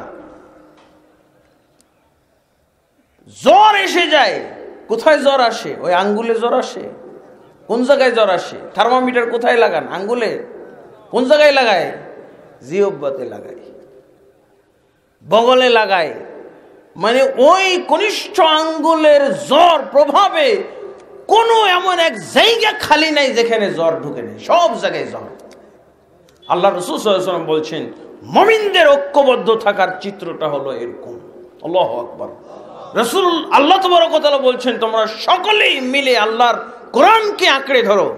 সকলে মিলে যদি আল্লাহর কোরআনকে আঁকড়ে ধরি তাহলে এক হয়ে যাব না আমরা? আর আমাদের ঐক্যের চিত্রটা আল্লাহ রাসূল সাল্লাল্লাহু আলাইহি ওয়াসাল্লাম এভাবে তুলে ধরলেন বন্ধুগণ। তাহলে মিল মহব্বতের মাধ্যমে ঐক্য হয়। আর আল্লাহ সাথে সাথে কি বলছেন? জাহেলি যুগের কথাকে স্মরণ করতে বলেছেন। জাহেলি যুগের কথা স্মরণ করতে বলেছেন। নেয়ামত, আল্লাহর নেয়ামত স্মরণ করার জন্য জাহেলি যুগের অবস্থাকে স্মরণ করতে বলেছেন। জাহেলি যুগের অবস্থা কি ছিল? পরস্পরের শত্রু। তাহলে তফরিকের উদাহরণ হলো তফরিক। আল্লাহ যে বললেন, খবরদার তোমরা বিচ্ছিন্ন হয়ে যায় না, দলে দলে বিভক্ত হয়ে যায় না। এই দলে দলে বিভক্ত হওয়ার চিত্রটা কি? যদি এক দল আর এক দলকে মহব্বত করছে না, শত্রুতা করছে, যদি দেখা যায় মাঠে ময়দানে দেখা যায় যে এক দল আর এক দলকে শত্রু জানছে, মুসলমান হওয়া সত্ত্বেও এক দল আর এক দলকে যদি শত্রু মনে করে, ওরা আর আমরা আর তারা, এরকম যদি মনে করছে যে ওদের সাথে কিসের সহযোগিতা, তাহলে জানতে হবে আপনি ওয়ালা তাফাররাকুর মধ্যে, সেই বিচ্ছিন্নতার মধ্যে আপনি এখন বসবাস করছেন, যেই বিচ্ছিন্নতা হলো হারাম, যদি শত্রুতা অনুভব করেন। এখানে এমন এক বক্তা এসেছে, না একে মহব্বত করা যায় না। এখানে এমন সব শ্রোতা এসেছে, এদেরকে আমরা ভালোবাসি না। কেন? মুসলমান নয়। যদি এরকম মনে করা হয়, দুই দল মুসলমান যদি এরকম মনে করে, ওদের সাথে আমাদের কোনো সম্পর্ক নাই, ওদেরকে আমরা মানি না, ওদেরকে আমরা মহব্বত করি না, ওদের সাথে শত্রুতা, তখন কি হবে?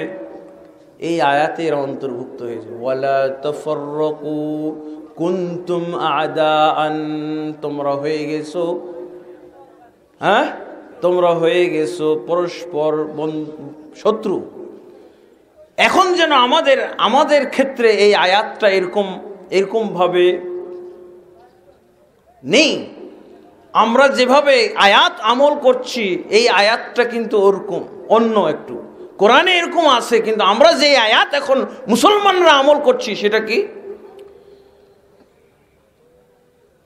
উযকুরু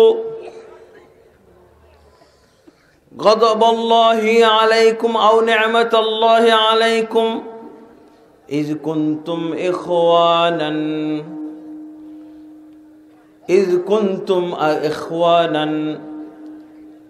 فألقى بينكم العداوة والبغضاء فأصبحتم بغضب الله أعداء।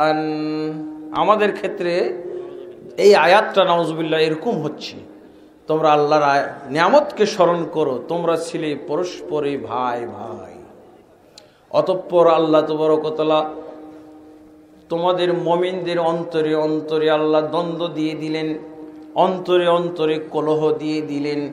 আল্লাহর নিয়ামতে নয়, আল্লাহর গজব, আল্লাহর তোমাদের প্রতি ক্রোধান্বিত হয়ে আল্লাহ তোমাদের প্রতি রাগ করে তোমাদের অন্তরগুলোতে আল্লাহ কলহ দান করলেন। ফলে তোমরা আল্লাহর রাগের বশবর্তী হয়ে পরস্পরে হয়ে গেছো শত্রু। এরকম এখন আয়াতের চিত্র। কুনতুম ইখওয়ানান, আগে ছিলে তোমরা ভাই ভাই, সাহাবায়ে কেরাম ছিলেন ভাই ভাই, তাবিঈগণ ছিলেন ভাই ভাই, তাবিঈগণ ছিলেন ভাই ভাই, আইম্মাগণ ছিলেন ভাই ভাই। কিন্তু পরবর্তীতে তোমরা এমন অবস্থার মধ্যে পড়েছো, তোমরা আল্লাহ তাবারক ওয়া তাআলাকে এমনভাবে রাগিয়েছো, এমনভাবে আল্লাহকে তোমাদের অবস্থা দেখিয়েছো যে আল্লাহ তাবারক ওয়া তাআলা তোমাদের প্রতি গোসা হয়ে তোমাদের অন্তরের ভিতরে কলহ দান করলেন এবং বিচ্ছিন্নতা দান করলেন। ফলে তোমরা ভাই ভাই অবস্থা থেকে এখন তোমরা পরস্পরের শত্রু অবস্থায় বসবাস করছো। ইন্না লিল্লাহি ওয়া ইন্না ইলাইহি রাজিউন।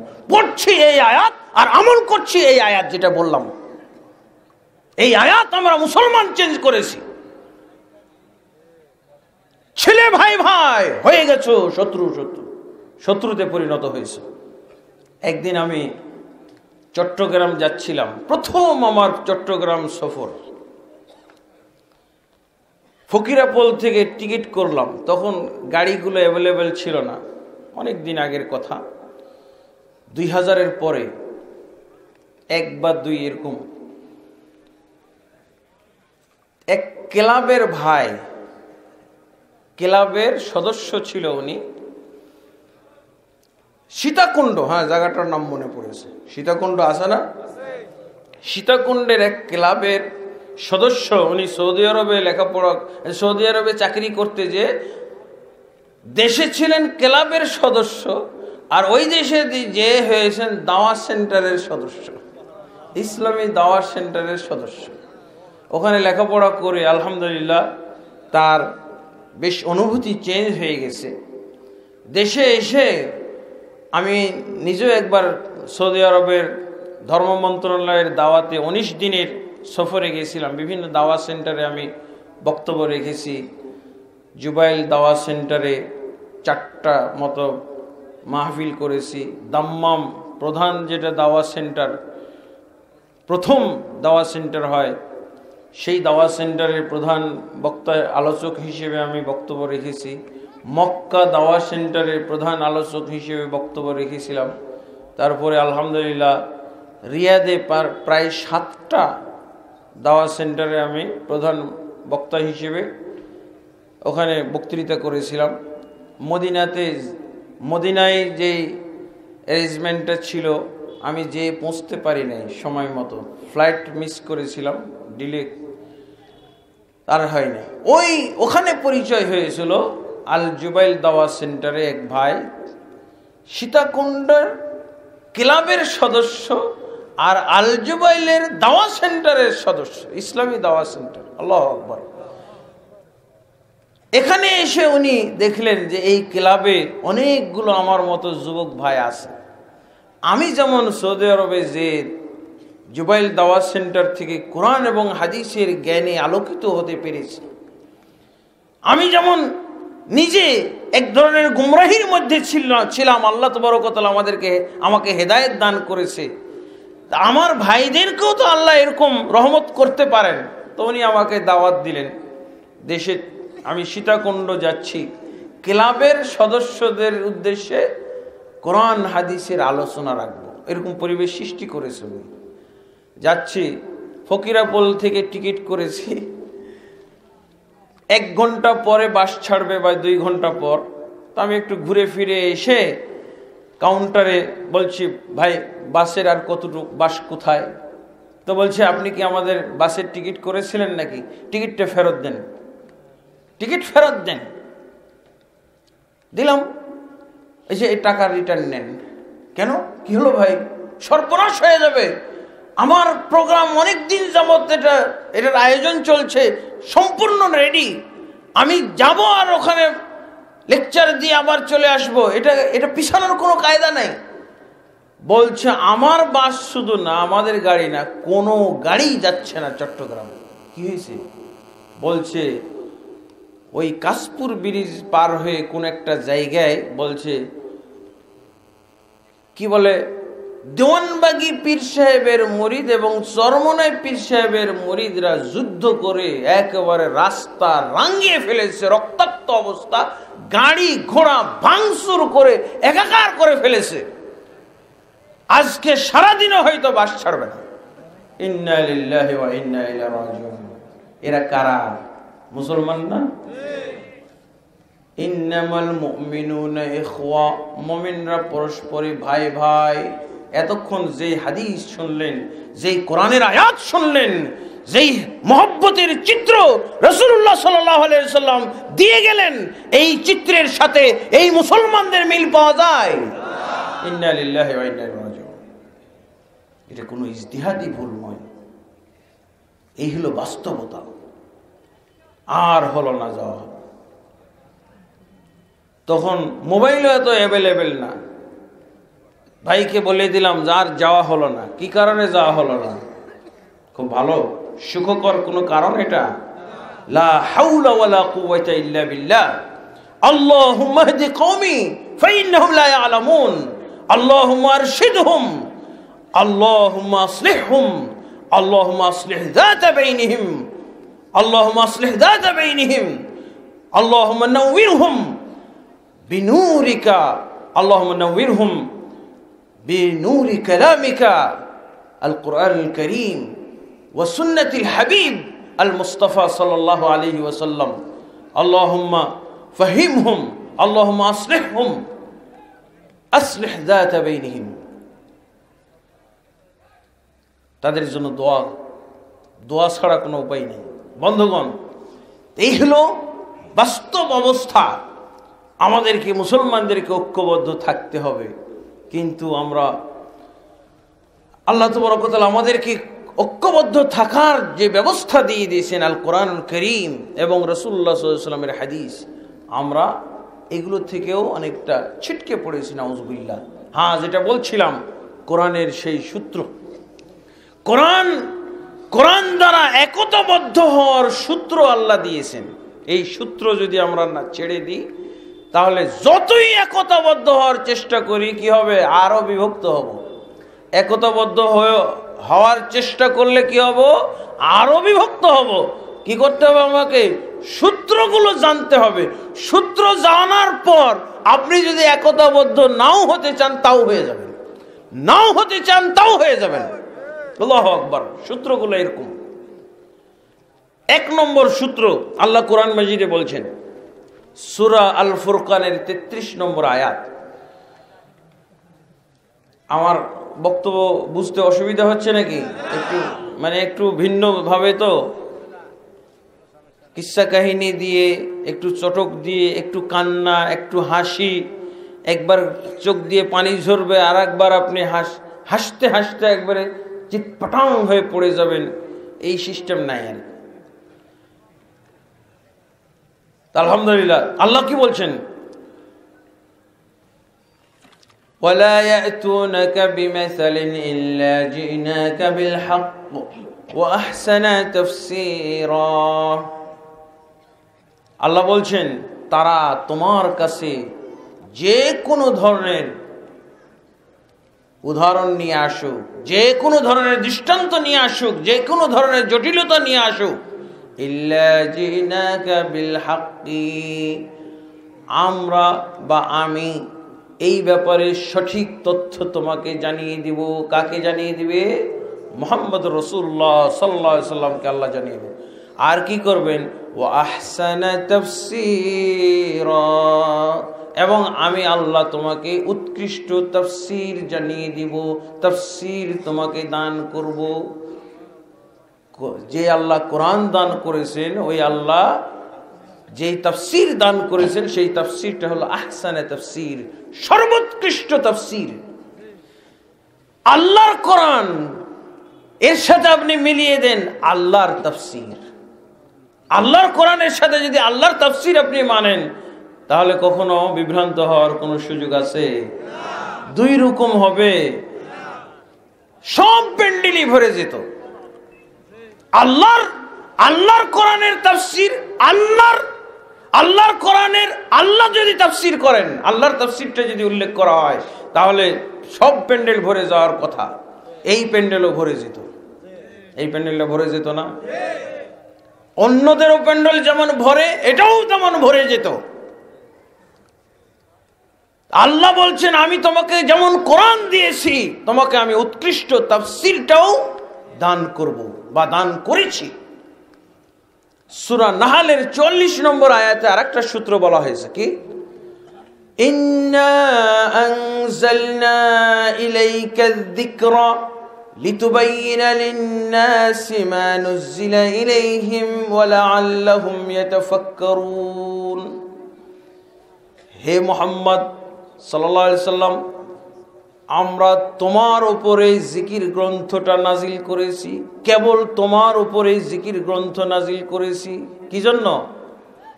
ইন্না আনজালনা ইলাইকা যিকরা লিতুবাইয়িনা লিন-নাসি মা নুযিলা ইলাইহিম, লোকদের উদ্দেশ্যে এই কোরআন মাজিদের মধ্যে যা কিছু আমি বর্ণনা করেছি, যা কিছু আমি নাজিল করেছি এই কোরআনের মধ্যে কার জন্য নাজিল করেছে? সব কিছু মানুষের জন্য নাজিল করেছে। মানুষের জন্য যা কিছু এই কোরআন মাজিদে আমি নাজিল করেছি, এগুলোর সবগুলোর ব্যাখ্যা বিশ্লেষণ তুমি দিবে, এই জন্য আমি কোরআনটা তোমার উপরে নাজিল করেছি। বলেন তো, এই কোরআনটা আবু বকরের উপরে কত আয়াত, কত সূরা, কত পারা নাজিল হয়েছে? আর মুহাম্মদ সাল্লাল্লাহু আলাইহি ওয়াসাল্লামের উপরে কতগুলো? সবগুলো মুহাম্মদুর রাসূলুল্লাহ সাল্লাল্লাহু আলাইহি সাল্লামের উপরে নাজিল হয়েছে। একটি আয়াতও আবু বকর রাদিয়াল্লাহু উপরে নাজিল হয়নি, হয়েছে? এর কারণ আল্লাহ বলছেন, লিতুবাইয়িনা লিন-নাসি মা নুযিলা ইলাইহিম, তাদের উদ্দেশ্যে, তাদের জন্য আমি যা কিছু নাজিল করেছি কেবলমাত্র তুমি তার ব্যাখ্যাটা দিয়ে দাও, বিশ্লেষণ করে দাও। কোরআন এক হয়ে কোনো লাভ আছে যদি ব্যাখ্যা বিশ্লেষণ এক না হয়? মুহাম্মদুর রাসূলুল্লাহ সাল্লাল্লাহু আলাইহি ওয়াসাল্লামের উপরে কোরআন কেন আল্লাহ নাজিল করলেন? যাতে কোরআনের ব্যাখ্যাটাও একরকম হয়, কোরআন যেমন এক, ব্যাখ্যাটাও যেন এক হয়, তাফসীরটাও যেন এক হয়। বুঝা গেছে? খুব কি কঠিন কারণ এগুলো? এই সূত্রটা কি আয়ত্ত করা খুবই কঠিন? এটা কিসের সূত্র? এই সূত্র কোথায় পাওয়া গেল? কোরআনে। সূরা নাহলের 40 নম্বর আয়াত। সূত্রটা কত মনোভূত, তাই না? কত উপযুক্ত, কত এর কার্যকারিতা সুন্দর বুঝে আসতেছে। বন্ধুগণ, একটু ভয় লাগে, বুঝছেন, আলোচনা করলে। কারণ পুরা সৌদি আরবের সব জায়গায় আলোচনা করেছি, কোথাও ভয়ভীতি কাজ করে না, কোথাও সংকোচ, দ্বিধা সংকোচও থাকে না। কিন্তু বাংলাদেশের এক এলাকা থেকে আরেক এলাকায় গেলে কোরআন জানতে হয়, হাদিস জানতে হয়, আরেকটা জিনিস জানতে হয়, এই এলাকায় কোন হুজুরের লোকজন বেশি। বুঝেছেন? এই ইলমটাও রাখা লাগে। এটা একটা আধুনিক যুগের ইলম, বাংলাদেশের বর্তমান যুগের ইলম। দেখা যায় যে এই এলাকায় এক হুজুরের লোক, আরেক এলাকায় আরেক হুজুরের লোক। বুঝেছেন? ওই হুজুরের এলাকায় এই হুজুরের লোকদের বিরুদ্ধে কথা বললে খুশি হয় ওরা। হ্যাঁ, খুব ঠিক ঠিক। আমাদের দেশের বক্তাদেরকে ঠিক করে কারা? শ্রোতারা। শ্রোতা বুঝে নাকি ঠিক না বেঠিক, ওর সমর্থন নিয়ে লাভ কি? কিন্তু আমাদের দেশে এই সমর্থনেও কাজ হয়। এত লোক সমর্থন করে আমাদেরকে। হ্যাঁ, ঠিক কোনটা ঠিক এটা জানানোর জন্যই তো বক্তা, আর বক্তাকে ঠিক করে দেয় শ্রোতা। বলছে ঠিক না বেঠিক, শ্রোতা বলে ঠিক। হ্যাঁ বন্ধুগণ, এই হলো ব্যাপার। এই জন্য আমার কিন্তু এই ইলমটা হয় নাই এখন। আমি ডাইরেক্ট আপনারা গাড়ি থেকে নেমেই স্টেজে এসেছি। কোরআন সুন্নাহ শুধু জানি, কিন্তু ওই যে আরেকটা ইলম অর্জন করতে হয় বিভিন্ন এলাকায় গেলে, এই ইলমটা কিন্তু এখনো অর্জন করি নাই। লা হাওলা ওয়ালা কুওয়াতা ইল্লা বিল্লাহ। যাক, আজকে না জানলেও হয়তো চলবে।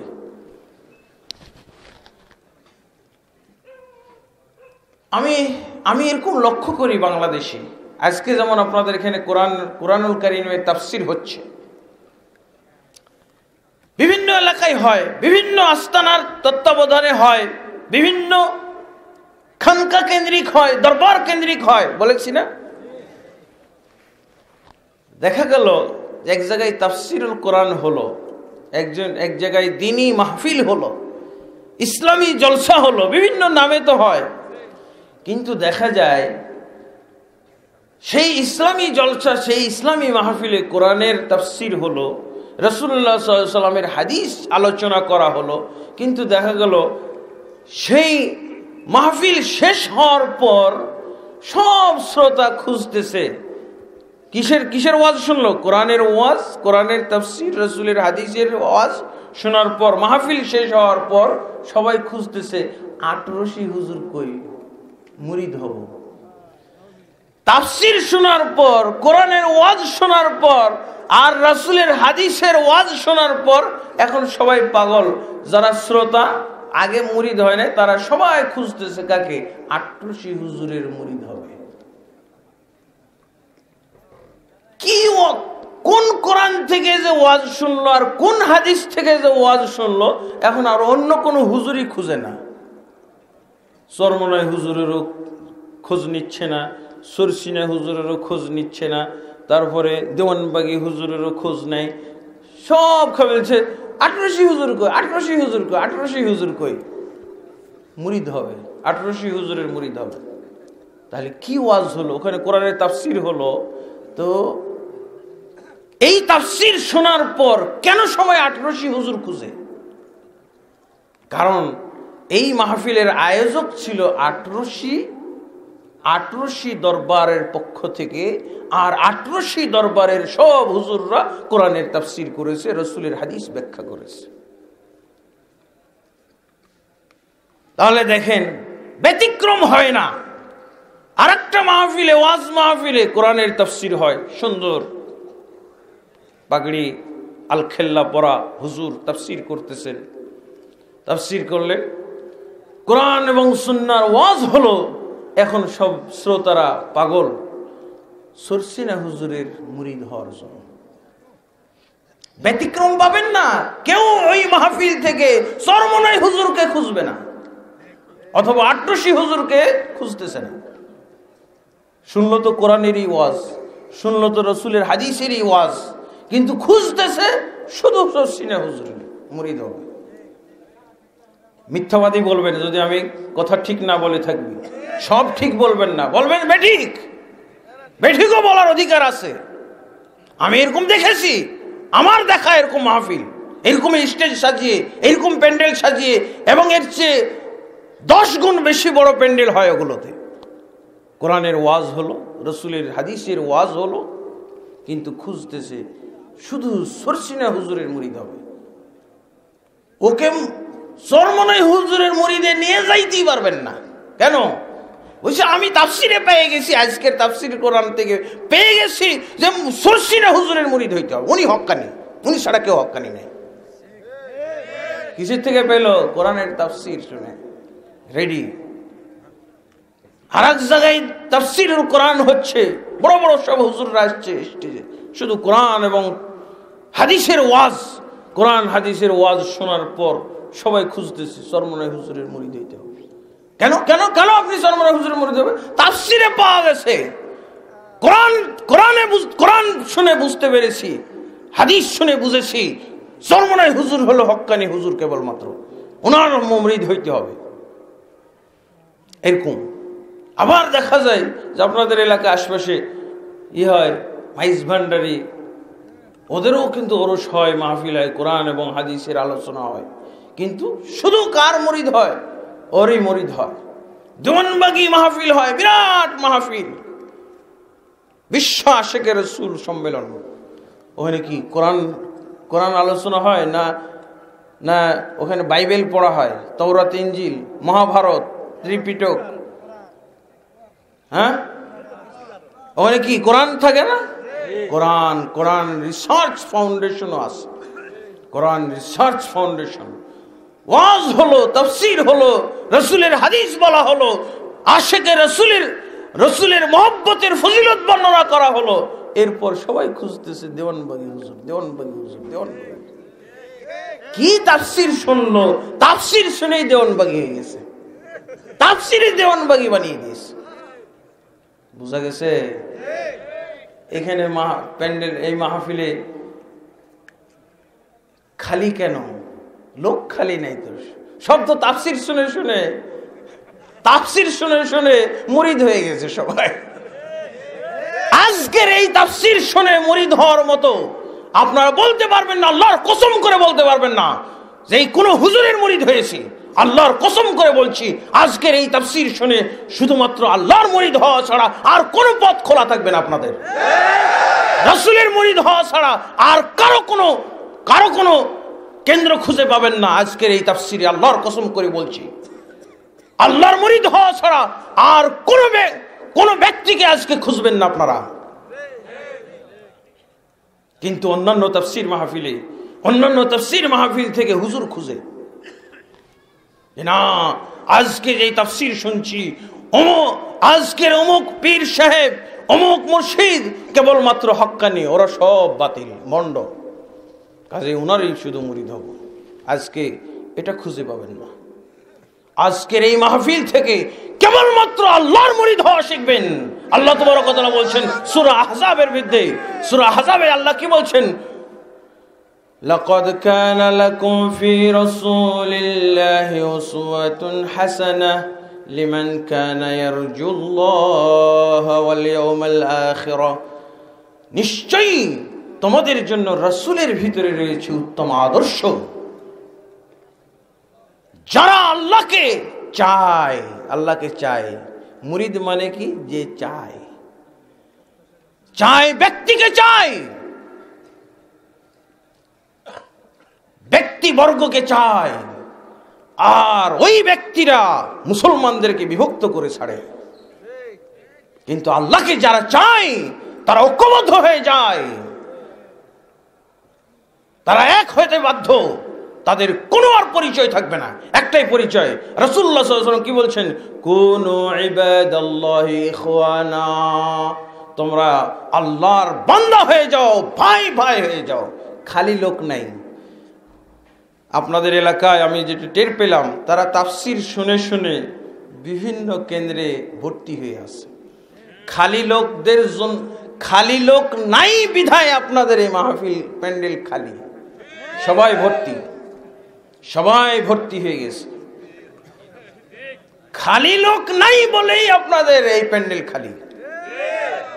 নিরপেক্ষ তাফসির শোনার লোকের অভাব।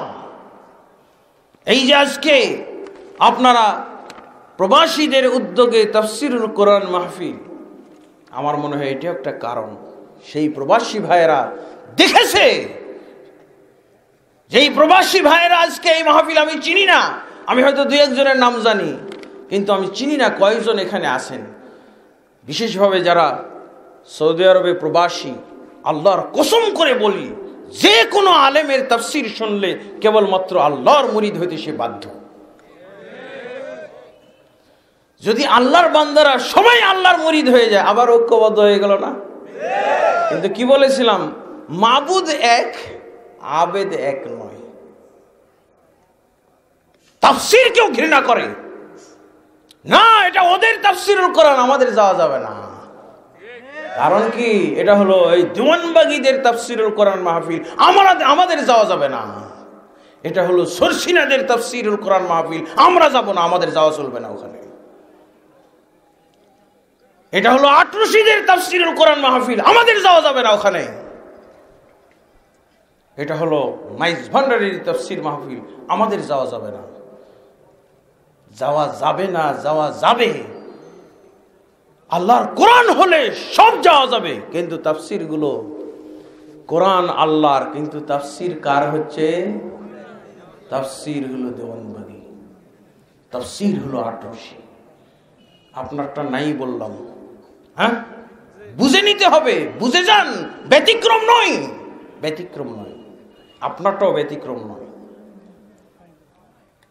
বন্ধুগণ, তাহলে এই সূত্র অনুযায়ী কষ্ট হয়, আল্লাহর হস্তে মাফ করবেন যদি কষ্ট হয়। আমি কিন্তু কোন পক্ষের এটা বলারও উপায় নেই।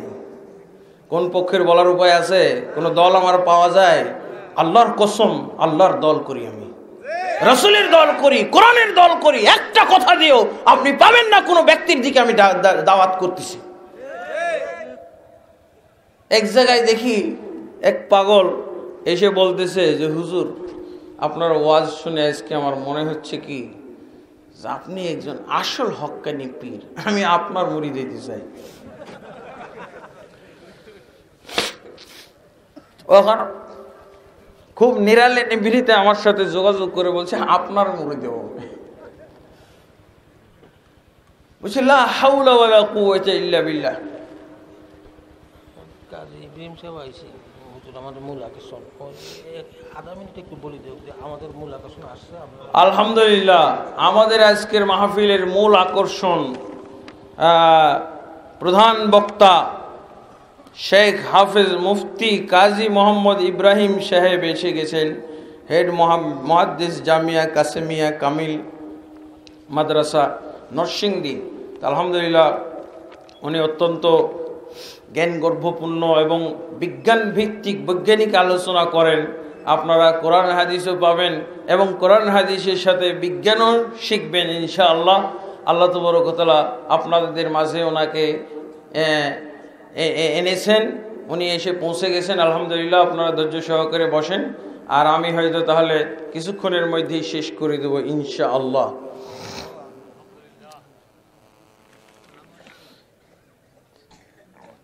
বিশেষভাবে সৌদি আরবে আমাদের বাংলাদেশের চেয়ে 10 গুণ তো বড় হবে দেশ। ওই দেশে গ্রাম নাই, পাহাড় আছে, কিন্তু শহরগুলোতে লোক বোঝায়, বিভিন্ন শহর এবং গ্রাম যেগুলো আছে ওটা আগের যুগে গ্রাম বলা হতো, কিন্তু এখন আর গ্রামের মতো নাই। প্রত্যেকটা মসজিদে, প্রত্যেকটা ওয়াজ মাহফিলে আপনি যেখানেই সফর করে যাবেন একরকম কথা, একরকম আলোচনা। কখনো শুনবেন না তোমরা আমি এত বড় আলেম বা আমার হুজুর এত বড় আলেম, তোমরা ওই হুজুরের মুরিদ হয়ে যাও, এই কথা কখনো শুনবেন না। সবারই এক বক্তব্য, তোমরা আল্লাহর মুরিদ হও, আল্লাহর মুরিদ হও। আল্লাহ তো নিজে বলছেন, কেবল কোরআন মাজিদে কোথায় কার মুরিদ হওয়ার কথা পাওয়া যায়? মান কানা ইয়ারজুল্লাহ ওয়াল ইয়াউমাল আখিরা, যে ব্যক্তি আল্লাহকে চায়, আরাদা ইউরিদু আর রাজা ইয়ারজু এই শব্দের একই অর্থ। মান কানা ইউরিদুল হায়াতাদ দুনিয়া মান কানা ইউরিদুল আখিরা, যে ব্যক্তি আখিরাতকে চায়, এই আখিরাতকে চায়। আল্লাহ সূরা কাহফের শেষের আয়াত শেষে কি বলছেন? ফামান কানা ইয়ারজু লিকা রাব্বিহি ফালইআমাল আমালান সালিহা, যে ব্যক্তি তার প্রতিপালকের সাক্ষাৎ চায়। আমরা আল্লাহকে চাই, আমরা এর অর্থ হলো আমরা আল্লাহর মুরিদ, সবাই আল্লাহর মুরিদ। সবাই যদি আল্লাহর মুরিদ হয়ে যায়, আল্লাহর কসম কারো দ্বারায় মুসলমানদেরকে বিভক্ত করার আর সুযোগ থাকলো না, বন্ধ হয়ে গেল। আর হক্কানি পীর যারা হবে তাদের দায়িত্ব হলো শুধু আল্লাহর মুরিদ বানানো। আর এতে করে যদি 10 লক্ষ এদেশে পীর থাকে, মুসলমান যদি 100 কোটি থাকে, 10 লক্ষ পীর থাকা সত্ত্বেও 100 কোটি মুসলমান আর 10 লক্ষ পীর সবাই ঐক্যবদ্ধ থাকবে যদি সবাই আল্লাহর মুরিদ বানায়। আর সবাই যদি আল্লাহর মুরিদ হওয়ার কি ইচ্ছাই ঘুরে, বন্ধুগণ এটা জায়েজ নেই, কাউকে নিজের মুরিদ বানানো জায়েজ নেই। হক্কানি পীর হলো ওই ব্যক্তি যে ব্যক্তি নিজের কাউকে মুরিদ বানায় না, শুধু আল্লাহর মুরিদ বানায়। চিন্তাটা করে দেখেন তো, সব 10 লক্ষ পীর তারা যদি সবাই আল্লাহর মুরিদ বানায় তো মুসলমানরা বিভক্ত থাকতে পারবে? এই যুদ্ধটা হইতো কিসে কিসে যুদ্ধ হয়েছে? অমুক হুজুরের মুরিদ, অমুক হুজুরের মুরিদ, যুদ্ধ লাগে নাই? যদি সবাই আল্লাহর মুরিদ বানাইতো, সবাই মুসলমানরা এক ঐক্যবদ্ধ থাকতো। কেন আমি মুরিদ হইতে চাইলো, আমি কি বললাম যে না, তুমি তো আবার আমাকে তুমি ভণ্ড পীরের কাতারে দাঁড় করিয়ে দিচ্ছ। তাহলে আজকে একটু কারেকশন দিতে চাই, আমরা পীর সম্পর্কে জানতে চাই। আমরা বলতে চাই হক্কানি পীর আর ভণ্ড পীর। হক্কানি পীর আমরাও স্বীকার করি, হক্কানি পীর যদি ওস্তাদ অর্থে হয়, হক্কানি পীর আমরাও স্বীকার করি, কিন্তু হক্কানি পীরের কাজ কি হবে? শুধু আল্লাহর মুরিদ বানানো। এতে যদি 10 লাখ পীর হয়, মুসলমানদের ঐক্যের কোনো ক্ষতি হবে না। হক্কানি পীর যদি 10 লক্ষ হয়, হক্কানি পীরের কাজ কি? শুধু আল্লাহর মুরিদ বানানো। যদি আল্লাহর মুরিদ বানায়, তাহলে কি হলো? কাউকে একজনকে নিজের মুরিদ বানাবে না। মক্কা মদিনায় পীরের অভাব নাই, বহুত বড় বড়। মসজিদুল হারামের খতিব কি একজন পীর নয়? ওস্তাদ, ধর্মীয় টিচার নয়? মসজিদে নববীর তারা পিএইচডি ডিগ্রিধারী, পিএইচডি, প্রত্যেকেই পিএইচডি ডিগ্রিধারী। ইসলামের উপরে উচ্চ শিক্ষা গ্রহণকারী, প্রত্যেকেই তারা একজন করে পীর, ওস্তাদ। কিন্তু সবাই কি করে? আল্লাহর মুরিদ বানায়। ফলে দেশের জনগণ কোনো মানুষ, ব্যক্তির, কোনো শেখ, কোনো পীর, কোনো মুর্শিদ, কোনো আলেম, কোনো দরবেশ, কোনো মুফতির মুরিদ খুঁজে পাওয়া যাবে না। সবাই আল্লাহর মুরিদ বানায়। আপনারা একটা নমুনা তো আজকে জানলেন, আল্লাহর মুরিদ বানাতে এসেছি। আর আল্লাহর মুরিদ বানাইতে হলে আপনি যদি এই কোরআনটাকে ব্যবহার করেন, তাহলে আল্লাহর মুরিদ হয়ে যাবে। কোরআন দিয়ে আল্লাহর মুরিদ বানাইতে হলে আল্লাহর কোরআন ব্যবহার করতে হবে, আল্লাহর কসম। কিন্তু আমাদের দেশে যারা বিভক্ত করে, তারা আল্লাহর কোরআন ব্যবহার করে না, তারা ওজিফা ব্যবহার করে। এই তুমি আমার মুরিদ হবে, তাহলে আমার ওজিফার এইটা গ্রন্থ, এইটা না পড়লে কিন্তু তুমি আমার মুরিদ থাকতে পারবে না। এটা হলো আমার আর তোমার মুরিদ হওয়ার ব্যাকরণ গ্রন্থ, ওজিফা। আল্লাহর মুরিদ হওয়ার জন্য ওজিফা হলো এটা। হেদায়েত প্রাপ্ত হয়ে যাবেন। ইহদিনাস সিরাতাল মুস্তাকিম। আল্লাহ দোয়া করতে শিখাচ্ছেন প্রথম সূরা, প্রধান সূরা ফাতিহার ভিতরে দোয়া শিখাচ্ছে। ইহদিনাস সিরাতাল মুস্তাকিম সিরাতাল লাযিনা আন'আমতা আলাইহিম। হে আল্লাহ, তুমি আমাদেরকে সঠিক পথ দেখাও, সঠিক সরল পথ দেখাও। সিরাতাল লাযিনা আন'আমতা আলাইহিম, ওই লোকদের পথ দেখাও যাদের প্রতি তুমি অনুগ্রহ করেছো। ওই লোকদের পথ দেখাও যাদের প্রতি অনুগ্রহ করেছো। গায়রিল মাগদুবি আলাইহিম ওয়ালাদ-দাল্লিন, ওই ব্যক্তির পথ দেখায় না যারা তোমার ক্রোধ ভাজন হয়েছে। ওয়ালাদ-দাল্লিন, যারা বিভ্রান্ত হয়ে গেছে। আল্লাহ দোয়া শিখালেন, দোয়া আমরা করছি। আর পরের সূরাতে আল্লাহ আমাদেরকে আমাদের দোয়া কবুল করে ব্যবস্থা দিয়ে দিলেন। কবুল করে ব্যবস্থা দিয়ে দিলেন। কি ব্যবস্থাটা? আলিফ লাম মিম যালিকাল কিতাবু লা রাইবা ফীহ। আলিফ লাম মিম যালিকাল কিতাবু লা রাইবা ফীহি হুদাল লিল মুত্তাকিন। আলিফ লাম মিম, এই আয়াতের তাফসীর করা যাবে না, শুধু এই আয়াত তেলাওয়াত করে সওয়াব নিতে হবে। তাফসীর করার কিছু এখানে নাই। আল্লাহু আ'লামু বিমুরাদিহি বিহি। তারপরে যালিকাল কিতাবু, এটি এমন একটি কিতাব, লা রাইবা ফীহি, এর ভিতরে কোনো শক নাই, সন্দেহের অবকাশ নাই। হুদাল লিল মুত্তাকিন, মুত্তাকিদের জন্য এটা হলো পথ প্রদর্শক। কোন পথ? যেটা আমরা চেয়েছি। সূরা ফাতিহার শেষে পথ চেয়েছি না আল্লাহর কাছে? সিরাত, ইহদিনাস সিরাতাল মুস্তাকিম। আর সিরাতাল লাযিনা আন'আমতা আলাইহিম গায়রিল মাগদুবি আলাইহিম ওয়ালাদ-দাল্লিন। আর আল্লাহ কি বলছেন? জবাব দিলেন। কোরআনের আয়াতের এই দোয়ার জবাব আল্লাহ পরের সূরাতে, বেশি বিচ্ছিন্নতা আসে নাই, পরের আয়াতেই দিয়ে দিচ্ছেন। যালিকাল কিতাবু লা রাইবা ফীহি হুদাল লিল মুত্তাকিন। এটি এমন একটি গ্রন্থ, এর অর্থ এটা তোমাদেরকে সঠিক পথ দেখানোর জন্য আমি গ্রন্থ দান করেছি, যেই গ্রন্থের মধ্যে কোনো সন্দেহের অবকাশ নেই। আর এটি হচ্ছে তোমাদেরকে সঠিক পথ প্রদর্শক। সঠিক পথ প্রদর্শক কোনটি? কোরআন। কে বললেন? আল্লাহ। আল্লাহ দোয়া করতে শিখিয়ে দিলেন। আল্লাহ দোয়া অনুযায়ী আমাদেরকে দোয়া কবুল করে দোয়া কবুল করে রাস্তাও দেখিয়ে দিলেন।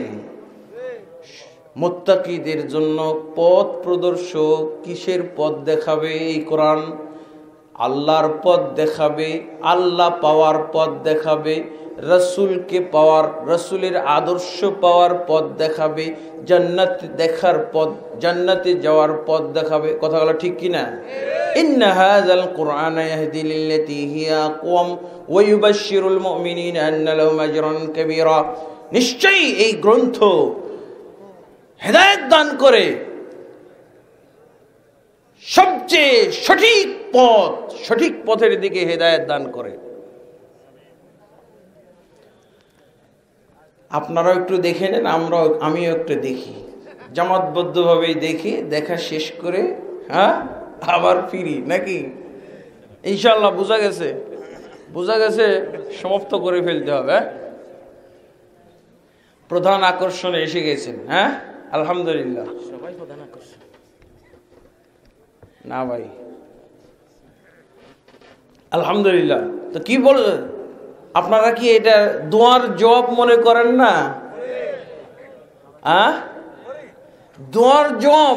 মুত্তাকিদের জন্য এই কোরআন হলো পথ প্রদর্শক। আপনি বলতে পারেন না যেই পথটা আল্লাহর কাছে চাইলাম ওইটাই এটা, না অন্যটা? এই যে ইহদিনাস সিরাতাল মুস্তাকিম সিরাতাল্লাযিনা আনআমতা আলাইহিম, যেই পথ আমি সূরা ফাতিহায় চাইলাম, এই কোরআনকে ওই পথ প্রদর্শক না অন্য কোনো পথ প্রদর্শক? কিন্তু আমাদেরকে নিয়ে যাওয়া হয়, চলো আল্লাহ পাওয়ার পথ আছে একটা। দেখছেন, আল্লাহর মুরিদ হতে হলে আল্লাহর কোরআন ছাড়া, আল্লাহর কিতাব ছাড়া কোনো উপায় নাই মুসলমানের। আল্লাহ নিজেই বলে দিয়েছেন হুদাল লিল মুত্তাকিন, এটা হলো মুত্তাকিদের জন্য পথ প্রদর্শক। আর আমাদেরকে জান্নাত পাওয়ার জন্য, আর আল্লাহ পাওয়ার জন্য, আর রাসূল পাওয়ার জন্য বলে যে চলো, টিকিট কাটার টাকা নাই, আমি দিয়ে দেব। কোথায় নিয়ে যাচ্ছে আপনাকে? না, আল্লাহ পাওয়ার জন্য নিয়ে যাইতেছে।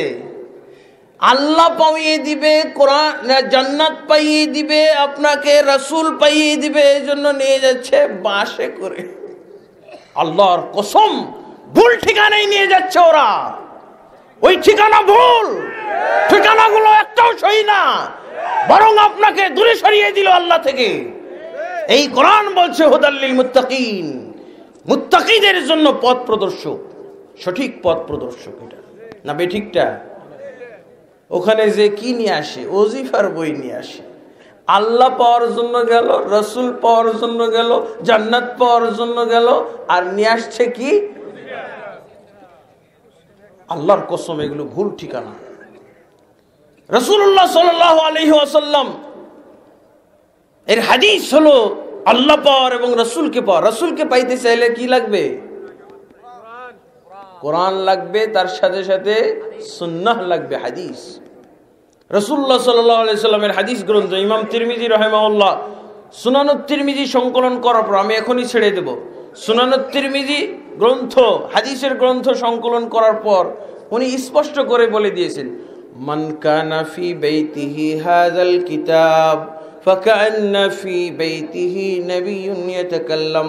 যেই ব্যক্তির বাড়িতে এই তিরমিজি শরীফ থাকবে, সুনানুত তিরমিজি, জামিউত তিরমিজি, এই গ্রন্থটা থাকবে, সেই বাড়িতে, তার বাড়িতে যেন স্বয়ং রাসূলুল্লাহ সাল্লাল্লাহু আলাইহি ওয়াসাল্লাম জীবিত অবস্থায় রয়েছেন, কথা বলছেন। কারণ এই সুনানুত তিরমিজি খুললে কি পাওয়া যায়? কালা রাসূলুল্লাহ সাল্লাল্লাহু আলাইহি ওয়াসাল্লাম, ফাআলা রাসূলুল্লাহ সাল্লাল্লাহু আলাইহি ওয়াসাল্লাম, আকাররা রাসূলুল্লাহ সাল্লাল্লাহু আলাইহি ওয়াসাল্লাম। আবু হুরায়রা রাদিয়াল্লাহু থেকে বর্ণিত, ইবনে ওমর থেকে, ওসমান থেকে বর্ণিত, ইবনে মাসউদ রাদিয়াল্লাহু থেকে বর্ণিত, আল্লাহর রাসূল সাল্লাল্লাহু আলাইহি ওয়াসাল্লাম বলেছেন, আল্লাহর রাসূল সাল্লাল্লাহু আলাইহি ওয়াসাল্লাম করেছেন, আল্লাহর রাসূল সাল্লাল্লাহু আলাইহি ওয়াসাল্লাম স্বীকৃতি দিয়েছেন, অনুমতি দিয়েছেন। সব আল্লাহর রাসূল, সব আল্লাহর রাসূল। এই গ্রন্থ, তিরমিজি গ্রন্থটা পড়লে শুধু আল্লাহর রাসূল পাবেন, আর কোরআন যখন পড়বেন তখন শুধু আল্লাহ পাবেন। প্রত্যেকটা হরফ আল্লাহর মুখ দিয়ে উচ্চারিত হয়েছে, আপনার মুখ দিয়ে উচ্চারিত হইতেছে। আল্লাহ পাওয়ার ঠিকানা হলো আসল ঠিকানা, এটা আপনি বাড়িতে বসে পাবেন, আপনাকে ভুল ঠিকানায় নিয়ে যাওয়া হচ্ছে। বাসে টিকিট ছিঁড়ে ফেলেন, ওই টিকিট দরকার নাই, আপনাকে বিভ্রান্ত করা হয়, বলা হয় এই যে দেখেন না আপনি এতগুলো বাস, আপনি বাস গণনা করে দেখেন কতগুলো বাস, 500 বাস, ট্রাক, পিকআপ সব চলেছে, আপনি যাবেন না। আর এটা তো জেনতেন বিষয় না, বিশ্বর ব্যাপার, বিশ্ব আশিকে রাসূল সম্মেলন, আপনি যাবেন না, বেচারা বিপদে পড়ে যায়। হ্যাঁ, এত মানুষ যায়, এত লোক যায়, এত টুপিওয়ালা যায়, এত পাঞ্জাবিওয়ালা যায়, এত না মুসল্লি নামাজিরা যায়, আগামী বছর আমিও যাব, বুঝেছেন? মহড়া, ভুল ঠিকানার উপরে মহড়া চলছে, আপনি নিজেকে সংযত রাখতে পারছেন না। আবার দেখবেন অন্য হুজুর আর এক কৌশল অবলম্বন করছে, পতাকা বিছিয়ে দিচ্ছে সারা বাংলাদেশ পতাকার গেট দিয়ে, বুঝেছেন? এত পতাকা আর আছে? গনে দেখেন কত পতাকা, এতগুলো গেট কোথায় পাবেন আপনি ওখানে যাবেন না? বলছে হ্যাঁ আগামী বছর তাহলে আমিও, আগামী বছর। এমন মহড়া, এমন শোডাউন করা হচ্ছে, মহড়া দেখানো হচ্ছে কিসের? আপনি কোরআন আর সুন্নাহ, কোরআন সুন্নাহওয়ালারা এই যে প্যান্ডেলের 1/4 নিয়ে পড়ে থাক, মহড়াওয়ালাদের অবস্থা, ভুল ঠিকানাওয়ালাদের অবস্থা দেখেন, এমন সাজানো গোছানো অবস্থা, আপনি পতাকা দেখেই তো একেবারে বেহুশ অবস্থা, এত গেট, এত খরচ। আমিও আগামী বছর। আর এক দল দেখতেছে আরে সর্বনাশ, এইদিকে দেখা যায় যে মানুষ আর গরু ছাগল উট দুম্বা সব একাকার হয়ে গেছে, আমিও যাব, বুঝেছেন? এই হলো অবস্থা। মানুষ এখন কোথায় তার হেদায়েত পড়ে রয়েছে, পথ আল্লাহকে পাওয়ার পথ রয়েছে, রাসূলকে পাওয়ার পথ রয়েছে। বন্ধুগণ, আমরা আজকে বুঝতে পেরেছি তো কোরআন, তাহলে এই সূত্র মোতাবেক যদি আমরা কোরআনের তাফসীর করি, আল্লাহর আহসানা তাফসীর, আর লিতুবাইয়িনা লিন-নাসি মা নুযিলা ইলাইহিম, তাহলে এই তাফসীরের মাধ্যমে কি হবে? শুধু আল্লাহর মুরিদ হবে। আল্লাহর মুরিদ ছাড়া আল্লাহর কসম কোনো ব্যক্তির আজকে ঠিকানা কেউ পাবে না।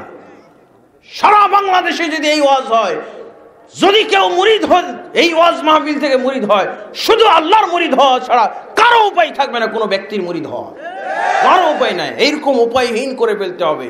এইরকম কোরআন এবং সুন্নাহর ভিতরে ব্যবস্থা দেওয়া হয়েছে আল্লাহর মুরিদ হওয়ার, রাসূলের আদর্শের অনুসারী হওয়ার।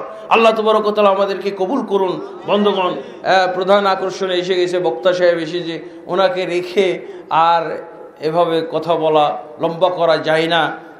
আমি ওনাকে সম্মান করি এবং আপনাদের অবশ্যই প্রতীক্ষাকে মূল্যায়ন করে আমি আমার বক্তব্য এখানেই সংক্ষিপ্ত করছি। ইনশাআল্লাহ আবারও কখনো দেখা হলে এই বিষয়ে বাকি আলোচনা রাখার চেষ্টা করব, যদি আল্লাহ তৌফিক দান করেন। اللهم اصلح لنا ديننا الذي هو عصمة أمرنا، واصلح لنا دنيانا التي فيها معاشنا، واصلح لنا آخرتنا التي فيها معادنا، واجعل الحياة زيادة لنا في كل خير والموت راحة لنا من كل شر. اللهم أعز الإسلام والمسلمين وأذل الشرك والمشركين ودمر أعداءك أعداء الدين يا رب العالمين. اللهم أصلح ولاة وعلماء وعامة المسلمين وخذ بناصيتهم إلى صراطك المستقيم يا حي يا قيوم برحمتك نستغيث. آمين. اللهم آمين. سبحانك اللهم وبحمدك أشهد أن لا إله إلا أنت أستغفرك وأتوب إليك. السلام عليكم ورحمة الله وبركاته.